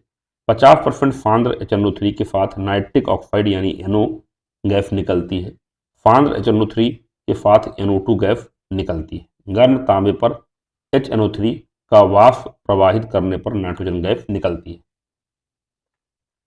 तांबा का उपयोग। पहला है विद्युत तार एवं विद्युत उपकरण के निर्माण में, विद्युत मुद्रण एवं विद्युत लेपन में, सिक्का तथा बर्तन के निर्माण में, मिश्र धातुओं के निर्माण में, कैलोरीमीटर के निर्माण में। तांबे की मिश्र धातुएं। मिश्र धातुएं संघटन उपयोग। पीतल है, कांपर 70%, जिंक 30%, बर्तन तथा मूर्तियां बनाने में। कांसा Cu 88%, Fn 12%, बर्तन तथा मूर्तियों के निर्माण में। German silver Cu 50%, Zn 35%, nickel 15%, बर्तन तथा मूर्तियां बनाने में। Gun metal Cu 88%, Fn 10%, Zn 2%, बंदूकों तथा मशीनों के पुर्जों के निर्माण में। तांबे के यौगिक। पहला है क्यूप्रिक सल्फेट। क्यूप्रिक सल्फेट को नीला थोथा या नीला कफीफ के नाम से भी जाना जाता है। यह तांबा का सबसे प्रमुख यौगिक है। यह नीले रंग का रवेदार ठोस पदार्थ है। यह जल में काफी विलेय है। इसके प्रत्येक अणु में जल के 5 रवाकरण अणु रहते हैं। इसका उपयोग कीटाणुनाशक के रूप में, विद्युत लेपन तथा विद्युत फ्लो में होता है। यह केफियन के साथ प्रतिक्रिया कर जटिल यौगिक पोटेशियम क्यूप्रोफाइनाइड बनाता है। कॉपर सल्फेट एक विष है, अतः इसे कीटाणुनाशक फंगीसाइड के रूप में प्रयोग किया जाता है। निर्जल कॉपर सल्फेट रंगीन होता है और जल की अति सूक्ष्म मात्रा की उपस्थिति में यह नीला रंग देता है। अतः निर्जल कॉपर सल्फेट का प्रयोग जल के परीक्षण में किया जाता है। अगला है श्वेत कांसा, व्हाइट ब्रॉन्ज। टिन की अधिक मात्रायुक्त कांसा को श्वेत कांसा कहते हैं। Rolled gold. रोल्ड गोल्ड तांबे की एक मिश्र धातु है जिसका उपयोग सस्ते आभूषणों के निर्माण में होता है। अगला है आपका क्यूप्रिक क्लोराइड। यह हरे रंग का रवेदार ठोस पदार्थ है। यह पानी में काफी घुलनशील है। इसके एक अणु में जल के 2 अणु रवाकरण जल के रूप में उपस्थित होता है। 150 डिग्री सेंटीग्रेड तक गर्म करने पर यह अनाद्र लवण में बदल जाता है। इसका उपयोग डीकेन मिल द्वारा क्लोरीन के निर्माण में उत्प्रेरक के रूप में होता है। अगला है आपका क्यूपरस ऑक्साइड। तांबे के चूर्ण को क्यूपरिक ऑक्साइड के साथ मिलाकर गर्म करने पर क्यूपरस ऑक्साइड प्राप्त होता है। यह लाल रंग का ठोस पदार्थ है जो जल में अघुलनशील है। इसका उपयोग रूबी कांच, रंग आदि बनाने में होता है। नोट पॉइंट: मानव शरीर में कॉपर तांबा की मात्रा में वृद्धि हो जाने पर विल्सन रोग हो जाता है। अगला है आपका जस्ता। प्राप्ति: जस्ता प्रकृति में मुक्त अवस्था में नहीं पाया जाता है। यह संयुक्त अवस्था में विभिन्न अयस्कों के रूप में पाया जाता है। यह जिंक ब्लेंड और कैलामाइन अयस्क के रूप में प्रचुर मात्रा में मिलता है। जस्ता का निष्कर्षण: जस्ता धातु का निष्कर्षण मुख्यतः इसके सल्फाइड अयस्क जिंक ब्लेंड ZnS से किया जाता है। जस्ता के भौतिक गुण: यह नीला, सफेद, कड़ा तथा भंगुर होता है। इसका द्रवणांक 419 डिग्री सेंटीग्रेड, क्वथनांक 920 डिग्री सेंटीग्रेड तथा विशिष्ट गुरुत्व 7.1 होता है। 100 से 150 डिग्री सेंटीग्रेड पर यह तन्य तथा आघातवर्ध होता है। यह ऊष्मा तथा विद्युत का सुचालक होता है। जस्ता के रासायनिक गुण: यह तन्य हाइड्रोक्लोरिक अम्ल के साथ प्रतिक्रिया कर यह H2 गैस मुक्त करता है। यह तन्य सल्फ्यूरिक अम्ल के साथ प्रतिक्रिया कर यह SO2 गैस मुक्त करता है। यह ठंडा और तन्य नाइट्रिक अम्ल के साथ प्रतिक्रिया कर नाइट्रस ऑक्साइड N2O गैस मुक्त करता है। यह सांद्र नाइट्रिक अम्ल के साथ प्रतिक्रिया कर NO2 गैस मुक्त करता है। यह सांद्र NaOH सांद्र KOH घोल के साथ गर्म करने पर H2 गैस मुक्त करता है और जिंकेट बनता है। कॉपर सल्फेट के घोल से यह कॉपर को अवक्षेपित करता है। जस्ता का उपयोग: दानेदार जस्ता तथा जस्ता चूर्ण के रूप में यह प्रयोगशाला में प्रयुक्त होती है। लोहे को जंग लगने से बचाने के लिए जस्तेदार लोहा गैल्वेनाइज्ड आयरन बनाने में प्रयुक्त होती है। पीतल, ब्रॉस, कांसा, ब्रॉन्ज, जर्मन सिल्वर आदि मिश्र धातु बनाने में जस्ता का उपयोग होता है। सिल्वर और सोने के निष्कर्षण में युद्ध क्षेत्र में धूम्रपट बनाने में भी इसका प्रयोग किया जाता है। जस्ते की मिश्र धातुएं। मिश्र धातुएं संगठन उपयोग: पीतल, कॉपर 70%, जिंक 30%। बर्तन तथा मूर्तियां बनाने में उपयोग किया जाता है। कांसा, कॉपर 88%, Fe 12%। बर्तन तथा मूर्तियां के निर्माण में। Dutch metal, copper 80%, zinc 20%। मशीनों के पुर्जे बनाने में। Gun metal, copper 88, Fn 10%, zinc 2%। बंदूकें तथा मशीनों के पुर्जों के निर्माण में।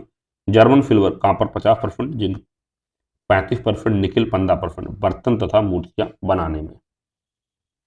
जस्ते के यौगिक: जिंक सल्फेट, इसे सफेद थोथा या सफेद कफीफ व्हाइट विट्रॉल भी कहा जाता है। यह रंगहीन तथा रवादार ठोस पदार्थ है। इसका उपयोग लिथोपोन के निर्माण में तथा रंगाई एवं कैलिको छपाई कैलिको प्रिंटिंग के कामों में होता है। अगला है जिंक ऑक्साइड। यह एक उभयधर्मी ऑक्साइड है।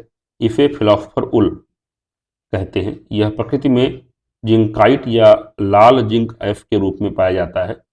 यह सफेद बेरवेदार चूर्ण होता है। यह जल में अघुलनशील है। यह मलहम, क्रीम, कृत्रिम दांत आदि बनाने के काम आता है। जिंक ऑक्साइड रंगने के काम में भी आता है, अतः इसे जिंक व्हाइट कहते हैं। अगला है लिथोपोन। जिंक सल्फाइड ZnF तथा बेरियम सल्फेट BeF4 के मिश्रण को लिथोपोन कहते हैं। जिंक सल्फेट को बेरियम सल्फाइड के बीच प्रतिक्रिया कराकर लिथोपोन प्राप्त किया जाता है। यह रंगाई के काम के लिए अत्यंत उपयोगी है क्योंकि इस पर हाइड्रोजन सल्फाइड गैस का कोई प्रभाव नहीं पड़ता है। अगला है जिंक सल्फाइड। यह प्रकृति में जिंक ब्लेंड के रूप में मिलता है। यह जल में अघुलनशील सफेद ठोस पदार्थ है। यह स्फुरदीप्ति फॉस्फोरेंस का गुण प्रदर्शित करता है। यह स्फुरदीप्ति पर्दे बनाने में काम आता है। अगला है जिंक फास्फाइड। जिंक फास्फाइड का उपयोग चूहा विष रैट पॉइजन के रूप में होता है। Zinc chloride. यह सफेद रमेदार ठोस पदार्थ है जो जल में काफी घुलनशील है। यह क्षार से प्रतिक्रिया कर जिंकेट का निर्माण करता है। अनाद्र जिंक क्लोराइड जल शोषक के रूप में काम आता है।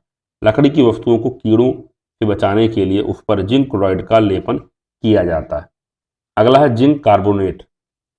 यह बेरवेदार सफेद ठोस पदार्थ है। यह जल में अघुलनशील होता है। इसे गर्म करने पर कार्बन डाइऑक्साइड गैस बाहर निकलती है। जिंक कार्बोनेट के चर्म रोग की दवा बनाई जाती है। अगला है आपका चांदी। प्राप्ति। चांदी प्रकृति में मुक्त एवं संयुक्त दोनों अवस्थाओं में पाया जाता है। चांदी का निष्कर्षण।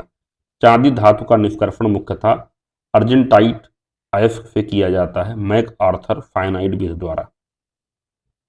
चांदी के भौतिक गुण। यह एक चमकदार नीलापन लिए हुए श्वेत धातु है।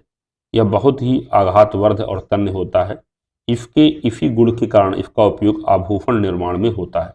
इसका द्रवणांक गलनांक 960.7 डिग्री सेंटीग्रेड, क्वथनांक 1954.9 डिग्री सेंटीग्रेड, आपेक्षिक घनत्व 10.47 होता है। यह ऊष्मा एवं विद्युत का सुचालक होता है। धातुओं में चांदी सबसे अच्छा सुचालक होता है। चांदी के रासायनिक गुण। यह शुष्क और हाइड्रोजन सल्फाइड रहित हवा से कोई प्रतिक्रिया नहीं करता है। खुले हवा में छोड़ देने पर इसके ऊपर Ag2S की एक पतली परत बनने के कारण यह काला अथवा धूमिल हो जाता है। यह क्षार से किसी प्रकार की प्रतिक्रिया नहीं करता है। यह हाइड्रोक्लोरिक अम्ल के साथ कोई प्रतिक्रिया नहीं करता है। यह सोडियम साइनाइड के साथ घुलकर सोडियम अर्जेंटो साइनाइड बनाता है। यह 50% तनु डाइल्यूट नाइट्रिक अम्ल के साथ नाइट्रिक ऑक्साइड गैस देता है। इसे शांत नाइट्रिक अम्ल के साथ गर्म करने पर NO2 गैस निकलती है। यह तनु सल्फ्यूरिक अम्ल से कोई प्रतिक्रिया नहीं करता है। यह सांद्र सल्फ्यूरिक अम्ल के साथ गर्म करने पर SO2 गैस देता है। चांदी के उपयोग। पहला, आभूषण व सिक्का बनाने में। दूसरा, विद्युत लेपन तथा दर्पण की कलई करने में। तीसरा, मिश्र धातु बनाने में। चौथा, चांदी के वक्र पतली पन्नी का प्रयोग औषध निर्माण में, दांतों के छिद्रों को भरने में। चांदी की यौगिक। सिल्वर क्लोराइड, इसे हार्न सिल्वर कहा जाता है। इसका उपयोग फोटोक्रोमेटिक कांच, फोटोक्रोमेटिक ग्लास बनाने में होता है। अगला है सिल्वर ब्रोमाइड। इसका उपयोग फोटोग्राफी में होता है। कई बार ये प्रश्न पूछा गया है। ठीक है, फोटोग्राफी में इसका प्रयोग होता है सिल्वर ब्रोमाइड का। Silver iodide. सिल्वर आयोडाइड इसका उपयोग कृत्रिम वर्षा कराने में होता है। यही बहुत इंपॉर्टेंट है, कई बार पूछा गया है।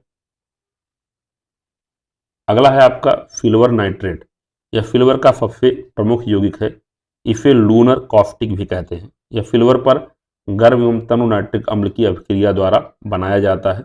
यह रंगहीन रमेदार ठोस पदार्थ है। इसका द्रवणांक 214 डिग्री सेंटीग्रेड। यह जल में अत्यधिक विलेय है। प्रयोगशाला में यह अभिकर्मक के रूप में प्रयुक्त होता है। हिजाब बनाने तथा चांदी चढ़ाने में भी इसका उपयोग होता है। इसका उपयोग धोबियों के चिन्ह बनाने वाली स्याही में किया जाता है। इसका प्रयोग निशान लगाने वाली स्याही बनाने में किया जाता है। मतदान के समय मतदाताओं की अंगुली पर इसी का निशान लगाया जाता है। इसे रंगीन बोतलों में रखा जाता है क्योंकि यह सूर्य के प्रकाश में अपघटित हो जाता है। चांदी के चम्मच से अंडा खाना वर्जित रहता है क्योंकि चांदी अंडे में उपस्थित गंधक से प्रतिक्रिया कर काले रंग का सिल्वर सल्फाइड बनाती है और चम्मच जो है नष्ट हो जाता है। जो अगली धातु आपकी है प्लेटिनम है। प्लेटिनम एक संक्रमण धातु ट्रांजिशन मेटल है। प्लेटिनम को सफेद सोना व्हाइट गोल्ड कहा जाता है। इसे एडम उत्प्रेरक एडम्स कैटलिस्ट भी कहते हैं। यह अपने निक्षेप के अलावे निकेल तथा ताम्र अयस्कों में मिला रहता है। यह न तो वायु द्वारा ऑक्सीकृत होता है और न ही हाइड्रोक्लोरिक अम्ल में घुलता है। प्लेटिनम का उपयोग। पहला, प्लेटिनम का उपयोग आभूषणों, प्रयोगशाला उपकरणों, इलेक्ट्रोडों, वैद्युत संपारकों, मिश्र धातुओं एवं हाइड्रोजनीकरण एवं ओसवाल्ड विधि में उत्प्रेरक के रूप में किया जाता है। फाउंटेन पेन के निब की टिप बनाने में भी प्लेटिनम का उपयोग होता है। अगला है आपका सोना। प्रकृति में सोना मुक्त अवस्था में और संयुक्त अवस्था दोनों में पाया जाता है। यह प्रायः क्वार्ट्ज के रूप में पाया जाता है। विश्व में सोना मुख्य रूप से चीन, ऑस्ट्रेलिया, संयुक्त राज्य अमेरिका, रूस तथा दक्षिण अफ्रीका में पाया जाता है। संसार के कुल स्वर्ण उत्पादन का लगभग 2% भारत में उत्पादित होता है। भारत विश्व का सबसे बड़ा स्वर्ण उपभोक्ता वाला देश है। सोने का निष्कर्षण। सोने का निष्कर्षण मुख्यतः कैलावेराइट और सिल्वेनाइट अयस्क से किया जाता है। सोने के भौतिक गुण, यह एक कोमल आघातवर्ध तन्य चमकदार पीले रंग की धातु है। यह फफे आघातवर्ध धातु है। यह ऊष्मा और विद्युत का सुचालक होती है। यह एक भारी धातु है जिसका द्रवणांक, गलनांक, क्वथनांक तथा विस्फिट घनत्व क्रमशः 1063 डिग्री सेंटीग्रेड, 2600 डिग्री सेंटीग्रेड और 19.3 होता है। सोने के रासायनिक गुण, यह वायु से कोई प्रतिक्रिया नहीं करता है। पोटेशियम फाइनाइड या सोडियम फाइनाइड में घुलकर यह पोटेशियम ऑरोफाइनाइड या सोडियम ऑरोफाइनाइड बनाता है। यह क्षार के साथ कोई प्रतिक्रिया नहीं करता है। यह अम्लराज में घुलकर क्लोरोऑरिक अम्ल बनाता है। सोना का उपयोग आभूषणों के निर्माण में, सिक्कों के निर्माण में, सोना के लवण फोटोग्राफी में काम आते हैं। विद्युत लेपन तथा स्वर्ण पत्र चढ़ाने में, कोलाइडी स्वर्ण कांच एवं चीनी उद्योग में प्रयुक्त होता है। स्वर्ण के वक्र, पतली पन्नी, छपाई तथा औषधियों में प्रयोग किए जाते हैं। सोना को कठोर बनाने के लिए इसमें तांबा मिलाया जाता है। स्वर्ण की शुद्धता, प्योरिटी ऑफ गोल्ड, स्वर्ण की शुद्धता कैरेट्स में व्यक्त की जाती है। 100% शुद्ध सोना 24 कैरेट का होता है। 22 कैरेट स्वर्ण में 22 भाग सोना, शेष 2 भाग तांबा होता है। इसी प्रकार 20 कैरेट स्वर्ण में 20 भाग सोना और 4 भाग कॉपर तांबा मिला होता है। सोने की यौगिक ऑरिक क्लोराइड, इसका उपयोग सर्प विषरोधी सुई, एंटीडोट फॉर स्नेक पॉइजनिंग बनाने में होता है। अगला है रोल्ड गोल्ड, इसे सोने का कृत्रिम रूप कहा जाता है। यह 90% कॉपर, 10% एल का मिश्रण होता है जो देखने में सोना सदृश लगता है। इसका उपयोग सस्ते आभूषणों के निर्माण में होता है। अगला है आयरन पायराइड, इसे झूठा सोना, फूल्स गोल्ड या बेवकूफों का सोना भी कहते हैं। स्वर्ण लेपन में पोटेशियम ओरीफाइनाइड का प्रयोग विद्युत अपघट्ट के रूप में होता है। अगला है आपका पारा प्राप्ति। पारा प्रकृति में विस्तृत रूप में नहीं पाया जाता है। यह थोड़ी मात्रा में स्वतंत्र रूप में पाया जाता है। इसका मुख्य अयस्क फिनेबार है जो मुख्यतः संयुक्त राज्य अमेरिका, मैक्सिको तथा इटली में पाया जाता है। पारा का निष्कर्षण मुख्यतः फिनेबार अयस्क से किया जाता है। भौतिक गुण, यह चांदी जैसी सफेद और चमकीली धातु है। यह साधारण ताप पर द्रव अवस्था में विद्यमान रहता है। इसका अपेक्षिक घनत्व 13.6 होता है। यह ऊष्मा एवं विद्युत का सुचालक होता है। यह एक परमाणुविक होता है। चर्बी या चीनी के साथ खूब जोर से हिलाने पर यह भूरे रंग के चूर्ण में परिणत हो जाता है। इस घटना को पारा का मृतकीकरण, डेडनिंग ऑफ मरकरी कहते हैं। यह ना तो आघातवर्ध होता है और ना ही तन्य। 4.12 के ताप पर पारा का प्रतिरोध शून्य हो जाता है। रासायनिक गुण, इस पर जल और क्षार का कोई प्रभाव नहीं पड़ता। यह धातुओं के साथ संयोग कर अमलगम का निर्माण करता है। यह गंधक के साथ प्रतिक्रिया कर सल्फ्यूरिक सल्फाइड बनाता है। यह क्लोरीन के साथ प्रतिक्रिया कर मर्क्यूरिक क्लोराइड HgCl2 बनाता है। यह ठंडा तथा तम्ल HNO3 से प्रतिक्रिया कर मर्क्यूरियस नाइट्रेट Hg2NO3 का होल ट्वाइस यौम NO बनाता है। यह गर्म तथा सांद्र HNO3 से प्रतिक्रिया कर मर्क्यूरिक नाइट्रेट यौम NO और NO2 बनाता है। यह अम्लराज में घुलकर मर्क्यूरिक क्लोराइड बनाता है। पारा का उपयोग थर्मामीटर, बैरोमीटर आदि यंत्रों में गैस को एकत्र करने में, धातुओं के अमलगम के निर्माण में, चांदी और सोने के निष्कर्षण में, सिंदूर के निर्माण में, काफ्टनर केल्नर विधि द्वारा सोडियम हाइड्रोक्साइड NaOH के निर्माण में, मरकरी वाष्प लैंप बनाने में। पारे की यौगिक पहला है आपका मर्क्यूरस क्लोराइड, इसे केलोमल भी कहा जाता है। यह सफेद तथा रमेदार चूर्ण होता है। यह जल तथा तनु अम्लों में अविलेय होता है। अम्लराज के साथ गर्म करने पर यह मर्क्यूरिक क्लोराइड बनाता है। इसका उपयोग औषधि के रूप में तथा कैलोमल इलेक्ट्रोड बनाने में होता है। अगला है आपका मर्क्यूरिक क्लोराइड, इसे कोरोसिव सब्लिमेट भी कहा जाता है। यह एक भयंकर विष है। यह रंगहीन रमेदार ठोस पदार्थ होता है। यह ठंडे जल में कम किंतु गर्म जल में काफी विलेय है। यह मर्क्यूरिक क्लोराइड के विलयन में सोडियम हाइड्रोक्साइड डाल दिए जाए तो नेमलर अभिकर्मक बनता है। कोरोसिव सब्लिमेट कीटाणुनाशक के रूप में तथा सर्जिकल उपकरणों को साफ करने में काम आता है। अगला है मर्क्यूरिक सल्फाइड, इसे वर्मिलियन भी कहा जाता है। यह लाल रंग का रमेदार ठोस पदार्थ होता है। यह जल तथा अम्ल में अम्लीय है। यह अम्लराज में घुलकर मर्क्यूरिक क्लोराइड बनाता है। इसका उपयोग सिंदूर के रूप में, औषधियों में, मकर ध्वज के रूप में तथा जल रंग वाटर कलर्स बनाने में किया जाता है। अमलगम पारा एसजी अन्य धातुओं के साथ मिलकर धातुई घोल बनाता है जिसे अमलगम कहते हैं। पारा को लौह पात्र में रखा जाता है क्योंकि यह लोहे के साथ अमलगम नहीं बनाता है। अगला है ट्यूबलाइट्स में सामान्यतः मरकरी का वाष्प और आर्गन गैस भरी जाती है। बैरोमीटर में पारे की सतह का चढ़ना और उतरना क्रमशः स्वच्छ मौसम एवं तूफान के बारे में सूचना देता है। पारा को क्विक सिल्वर के नाम से भी जाना जाता है। अगला है आपका फीफा। फीफा का निष्कर्षण। फीफा का निष्कर्षण मुख्यतः उसके अयस्क गैलेना पीबीएफ से किया जाता है। फीफा सर्वाधिक अस्थायी तत्व है। यह एक ऐसा तत्व है जिससे कागज पर लिखने पर काम लिया जाता है। फीफे के भौतिक गुण। यह एक मुलायम नीलापन लिए भूरा धातु है। इसमें धातुई चमक पाई जाती है। यह कागज पर निशान छोड़ता है। यह एक भारी धातु है। इसका घनत्व 11.34, द्रव्यमान 327.4 डिग्री सेंटीग्रेड, क्वथनांक 1620 डिग्री सेंटीग्रेड होता है। यह ताप और विद्युत का कुचालक होता है। यह एक उभयधर्मी धातु है। फीफा के रासायनिक गुण। यह शुष्क वायु से कोई प्रतिक्रिया नहीं करता। यह आर्द्र वायु के साथ प्रतिक्रिया कर पहले हाइड्रोक्साइड का और फिर कार्बोनेट का परत बनाता है। यह वायु की उपस्थिति में गर्म करने पर लेड ऑक्साइड तथा लाल रेड बनाता है। यह जल के साथ प्रतिक्रिया कर लेड हाइड्रोक्साइड बनाता है। यह तनु HCl के साथ प्रतिक्रिया कर हाइड्रोजन गैस मुक्त करता है। यह सांद्र सल्फ्यूरिक अम्ल के साथ गर्म करने पर SO2 गैस बाहर निकालता है। यह तनु नाइट्रिक अम्ल के साथ प्रतिक्रिया कर नाइट्रिक ऑक्साइड गैस बाहर निकालता है।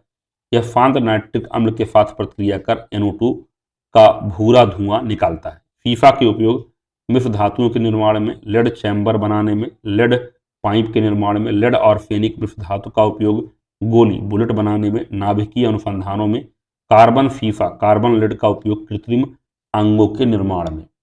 फीफा के यौगिक पहला है लेड ऑक्साइड। इसे लिथार्ज कहा जाता है। यह एक उभयधर्मी ऑक्साइड है। इसका उपयोग रबड़ उद्योग में, स्टोरेज बैटरी के निर्माण में तथा प्रिंट कांच बनाने में होता है। अगला है लेड डाइऑक्साइड। इसका उपयोग दियासलाई निर्माण में होता है। अगला है red lead. Triplumbic tetra oxide Pb3O4 को लाल लेड यानी रेड लेड कहा जाता है। इसका उपयोग लाल पेंट बनाने में, प्रिंट कांच तथा लाल लेड सीमेंट निर्माण में होता है। Lead acetate. इसे शुगर ऑफ लेड कहा जाता है। इसे इनऑर्गेनिक शुगर भी कहते हैं। लेड एसीटेट पेपर का उपयोग H2S गैस की उपस्थिति की जांच हेतु किया जाता है। अगला है white lead. Basic lead carbonate को व्हाइट लेड कहा जाता है। इसे सफेदा के नाम से भी जाना जाता है। Lead tetraethyl TEL। इसका उपयोग अपस्फोटन रोकने हेतु किया जाता है। लेड फीफा के मिश्र धातुएं संगठन उपयोग।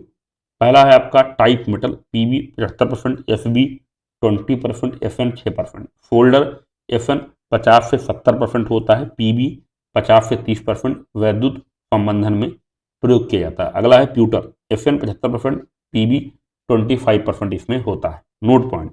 विद्युत उपकरणों में प्रयुक्त होने वाला फ्यूज तार लेड और टिन से बना मिश्र धातु होता है। राजस्थान स्थित जावर खान फीफा जफ्ता के खनन के लिए प्रसिद्ध है। लेड पाइप पीने के जल को ले जाने के लिए उपयुक्त नहीं होते हैं क्योंकि ये वायु मिश्रित जल के साथ घुलकर विफैले लेड हाइड्रोक्साइड यानी PbOH होल्टवाइस उत्पन्न करते हैं। अगला है आपका थोरियम। प्राप्ति। थोरियम एक रेडियो सक्रिय धातु है। थोरियम भारत में केरल के समुद्री तट की मोनाजाइट बालू में प्रचुर मात्रा में उपलब्ध है। थोरियम का निष्कर्षण मुख्यतः मोनोजाइट ऐश से किया जाता है। थोरियम के भौतिक गुण। यह भूरे रंग की धातु है। इसका द्रव्यमान 145 डिग्री सेंटीग्रेड तथा क्वथनांक 2800 डिग्री सेंटीग्रेड होता है। इसके क्रिस्टल अष्टफलकीय ऑक्टाहेड्रल होते हैं। इसका अपेक्षिक घनत्व 11.23 होता है। थोरियम का उपयोग परमाणु ऊर्जा एटॉमिक एनर्जी के उत्पादन में, फोटो इलेक्ट्रिक सेल में, ग्लो ट्यूब इलेक्ट्रोड्स में, एक्सरे टारगेट्स आर्क लैंप के टंगस्टन फिलामेंट में, इनकैंडेसेंट गैस मेटल्स में, कार्बनिक रसायन में उत्प्रेरक के रूप में किया जाता है। अगला है आपका यूरेनियम प्राप्ति। यूरेनियम एक दुर्लभ तत्व है। यह प्रकृति में मुक्त अवस्था में नहीं पाया जाता। इसके सभी खनिज रेडियो सक्रियता का गुण प्रदर्शित करते हैं। भारत में यूरेनियम का सर्वाधिक उत्पादन झारखंड राज्य में होता है। यूरेनियम धातु का निष्कर्षण मुख्यतः इसके एस्क पिच ब्लेंड से किया जाता है। यूरेनियम के भौतिक गुण, फिजिकल प्रॉपर्टीज ऑफ यूरेनियम। यह चमकदार लश्चरस सफेद धातु है। यह आघातवर्ध और बहुत तन्य होता है, लेकिन अशुद्ध धातु जो है भंगुर होता है। यह काफी रेडियो सक्रिय होता है। यह पैरामैग्नेट होता है। इसका अपेक्षिक घनत्व 19.05, द्रव्यंक 1850 डिग्री सेंटीग्रेड, क्वथनांक 3500 डिग्री सेंटीग्रेड होता है। यूरेनियम का उपयोग, यूरेनियम कार्बाइड का उपयोग हैबर विधि में अमोनिया के उत्पादन में उत्प्रेरक के रूप में किया जाता है।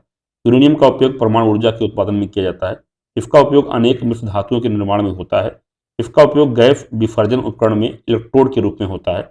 यूरेनियम के नाइट्रेट, क्लोराइड और फेलिफाइलेट का उपयोग दवाई निर्माण में होता है। यूरेनियम के नाइट्रेट तथा एसीटेट का उपयोग फोटोग्राफी में होता है। अपने नाभिकीय विखंडन की क्षमता के कारण ही नाभिकीय आयुधास्त्रों के निर्माण में इसका प्रयोग किया जाता है। जापान के हिरोशिमा शहर पर गिराए गए परमाणु बम लिटिल बॉय में यूरेनियम का उपयोग किया गया था। यूरेनियम के समस्थानिक, आइसोटोप्स ऑफ यूरेनियम। यूरेनियम के 3 समस्थानिक होते हैं, 92 यूरेनियम 234, 92 यूरेनियम 235 और 92 यूरेनियम 238। प्रकृति में सर्वाधिक मात्रा में 92 यूरेनियम 238 पाया जाता है 99.28%, जबकि 92 यूरेनियम 235 0.71% तथा 92 यूरेनियम 234 0.006% ही पाया जाता है। यूरेनियम के समस्थानिक 92 यूरेनियम 235 का उपयोग परमाणु भट्ठी एटॉमिक रिएक्टर में ईंधन के रूप में होता है। यूरेनियम का समस्थानिक 92 यूरेनियम 238 रेडियो सक्रियता प्रदर्शित नहीं करता। नोट पॉइंट, यूरेनियम को आफा धातु, मेटल ऑफ होप कहा जाता है। अगला है आपका प्लूटोनियम। प्लूटोनियम एक भारी रेडियो सक्रिय धातु है। यह एक्टिनाइड श्रेणी का सदस्य है। इसका उपयोग परमाणु बम बनाने में होता है। विश्व के समस्त नाभिकीय रिएक्टरों में प्रतिवर्ष प्राप्त 20 टन प्लूटोनियम का उपयोग नाभिकीय अस्त्रों तथा रिएक्टरों के निर्माण में किया जाता है। जापान के नागासाकी शहर पर गिराए गए परमाणु बम फैट मैन में प्लूटोनियम का उपयोग किया गया था। धातुओं से संबंधित विविध तत्व देख लेते हैं। टंगस्टन का संकेत W होता है। इसका गलनांक लगभग 3500 डिग्री सेंटीग्रेड होता है। भारत में टंगस्टन का उत्पादन राजस्थान स्थित डेगाना खान से होता है। टंगस्टन तंतु के उपचयन को रोकने के लिए बिजली के बल्ब से हवा निकाल दी जाती है। अगला है आपका बेडिलेआइट, जिरकोनियम का अयस्क है। जिरकोनियम धातु ऑक्सीजन तथा नाइट्रोजन दोनों में जलते हैं। न्यूट्रॉनों को अवशोषित करने के गुणों के कारण जिरकोनियम का उपयोग नाभिकीय रिएक्टर में किया जाता है, अतः यह नाभिकीय रिएक्टर का अनिवार्य तत्व है। अगला है आपका बेराइल, बेरिलियम धातु का मुख्य अयस्क है। फ्रांसियम Fr एक रेडियो सक्रिय द्रव धातु है। अगला है स्टेनलेस सल्फाइड, SnF2 को मोसाइक गोल्ड कहते हैं। इसका प्रयोग पेंट के रूप में किया जाता है। टिन अपरूपता प्रदर्शित करता है। सबसे भारी धातु ओस्मियम है, OS जिसका सिंबल है। बेरियम हाइड्रोक्साइड को बाराइटा वाटर कहते हैं। बेरियम सल्फेट का उपयोग बेरियम Ba मील के रूप में उदर के एक्सरे में होता है। आतिशबाजी के दौरान हरा रंग बेरियम की उपस्थिति के कारण होता है। आतिशबाजी के दौरान लाल चटक रंग स्ट्रोंसियम Fr की उपस्थिति के कारण उत्पन्न होता है। और जो ये है आपका, ये आपका पूछा गया सवाल 71st बीपीएससी पीटी में, ठीक है, स्ट्रोंसियम वाला। तो इसलिए जो है लूसेंट का महत्व अपना ही है साइंस का। अगर आप इसको कंप्लीट करते हैं तो बहुत फायदा होता है। अगला सवाल है आपका, लिथियम एलाई सबसे हल्का धात्विक तत्व है, यह सबसे प्रबल अपचायक होता है। अगला है चांदी Ag, सोना Au, तांबा Cu, प्लेटिनम Pt तथा बिस्मथ Bi अपने कम अभिक्रियाशीलता के कारण स्वतंत्र अवस्था में पाए जाते हैं। गोल्ड, प्लेटिनम, सिल्वर तथा मरकरी उत्कृष्ट धातुएं हैं। धातुओं में सबसे अधिक आघात वर्ध सोना एयू तथा चांदी एजी होते हैं। पारा व लोहा विद्युत धारा के प्रवाह में अपेक्षाकृत अधिक प्रतिरोध उत्पन्न करते हैं। चांदी एवं तांबा विद्युत धारा का सर्वोत्तम चालक है। धातुओं के ऑक्साइड की प्रकृति क्षारीय होती है। एल्युमिनियम का सर्वप्रथम पृथक्करण 1827 ईस्वी में हुआ था। प्याज व लहसुन में गंध का कारण सल्फर की उपस्थिति है। कार्नोटाइट का रासायनिक नाम पोटेशियम यूरेनिल वेंडेट होता है। कैंसर रोग के इलाज में कोबाल्ट के समस्थानिक का उपयोग होता है। स्मेल्टाइट निकेल धातु का अयस्क है। वनस्पति तेलों के हाइड्रोजनीकरण में निकेल धातु का उपयोग उत्प्रेरक कैटलिस्ट के रूप में होता है। ग्रेनोकाइट कैडमियम सीडी का अयस्क है। कैडमियम का प्रयोग नाभिकीय रिएक्टरों में न्यूट्रॉन बंधक के रूप में, संग्राहक बैटरियों में तथा निम्न गलनांकीय विषधातु धातु बनाने में होता है। अगला है एक्टिनाइड। एक्टिनाइड रेडियो सक्रिय तत्वों का समूह होता है। विश्व प्रसिद्ध एफिल टावर का आधार स्टील व सीमेंट का बना है। अगला है थुलियम का संकेत टीएम होता है। रेडियम का निष्कर्षण पिचब्लेंड से किया जाता है। मैडम क्यूरी ने पिचब्लेंड से ही रेडियम का निष्कर्षण किया था। वायुयान के निर्माण में पैलेडियम धातु प्रयुक्त होती है। गैलियम धातु कमरे के ताप पर द्रव अवस्था में पाया जाता है। सेलेनियम धातु का उपयोग फोटो इलेक्ट्रिक सेल में होता है। फाइटोक्रोम में लोहा उपस्थित होता है। जियोलाइट का प्रयोग जल को मृदु बनाने में किया जाता है। अधिकांश संक्रमण धातु ट्रांजिशन एलिमेंट्स और उनके यौगिक रंगीन होते हैं। पोटेशियम कार्बोनेट K2CO3 को पल एफ कहते हैं। नाइक्रोम निकिल क्रोमियम और आयरन का मिश्र धातु है। विद्युत हीटर की कुंडली कॉइल नाइक्रोम की ही बनी होती है। क्रोमिक अम्ल का रासायनिक नाम क्रोमियम ट्राइऑक्साइड है।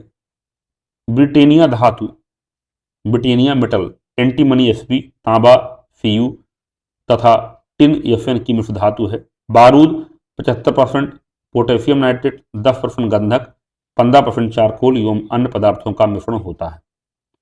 अगला है आपका बैबिट धातु में 89% टिन, 9% एंटीमनी, 2% तांबा होता है। समूह एक के तत्व क्षार धातुओं अल्कलाई मेटल्स कहलाते हैं एवं इसके हाइड्रोक्साइड क्षारीय होते हैं, जबकि समूह 2 के तत्व क्षारीय मृदा धातुएं अल्कलाइन अर्थ मेटल्स कहलाते हैं। टाइटेनियम को रणनीतिक धातु स्ट्रेटेजिक मेटल कहते हैं क्योंकि इसका उपयोग रक्षा उत्पादन में होता है। यह इस्पात के बराबर मजबूत लेकिन भार में उसका आधा गुण वाला धातु है। ठीक है, तो अगला जो टॉपिक है आपका वो है आपका अधातुएं। ठीक है, अधातुएं, तो इसको हम लोग नेक्स्ट पार्ट में कवर करेंगे। ठीक है, और कोशिश करेंगे कि जो आपका नेक्स्ट पार्ट होगा वो जो है इसका केमिस्ट्री का लेक्चर 4 वो इसका लास्ट पार्ट। ठीक है, तो जो लोग वीडियो को देखते हुए लास्ट तक पहुंचे हैं प्लीज कमेंट करें आई हैव डन इट। ठीक है, नेक्स्ट पार्ट। और मिंटू जी का बहुत धन्यवाद आप लोग करिए क्योंकि वो लगातार रिमाइंड कराते रहते हैं। मेरी तबीयत थोड़ा सा खराब चल रही है, इसमें थोड़ा सा फीवर है और जुकाम भी है, तो अगर कहीं आवाज़ में थोड़ी सी गड़बड़ी नजर आई तो उसके लिए आप लोग मुझे क्षमा करिएगा। ठीक है, फिर भी मिंटू जी को जरूर थैंक यू बोल दीजिएगा आप लोग, क्योंकि वो लगातार रिमाइंड कराते रहते हैं, जिस वजह से आपकी ये जो कि एक तरीके से हार्ड गोइंग सीरीज है तो लगातार चलती जा रही है। ठीक है, और मिंटू जी इस तरीके से मोटिवेट करते रहते हैं जिस वजह से ये लगातार आती भी जा रही है, और एक दिन ऐसा भी होगा कि हम इस पूरी सीरीज को जो है कंप्लीट कर लेंगे, जो यूट्यूब पर कहीं भी आपको ये सीरीज अभी तक किसी ने नहीं कराई है। ठीक है, वीडियो देखने के लिए बहुत बहुत धन्यवाद।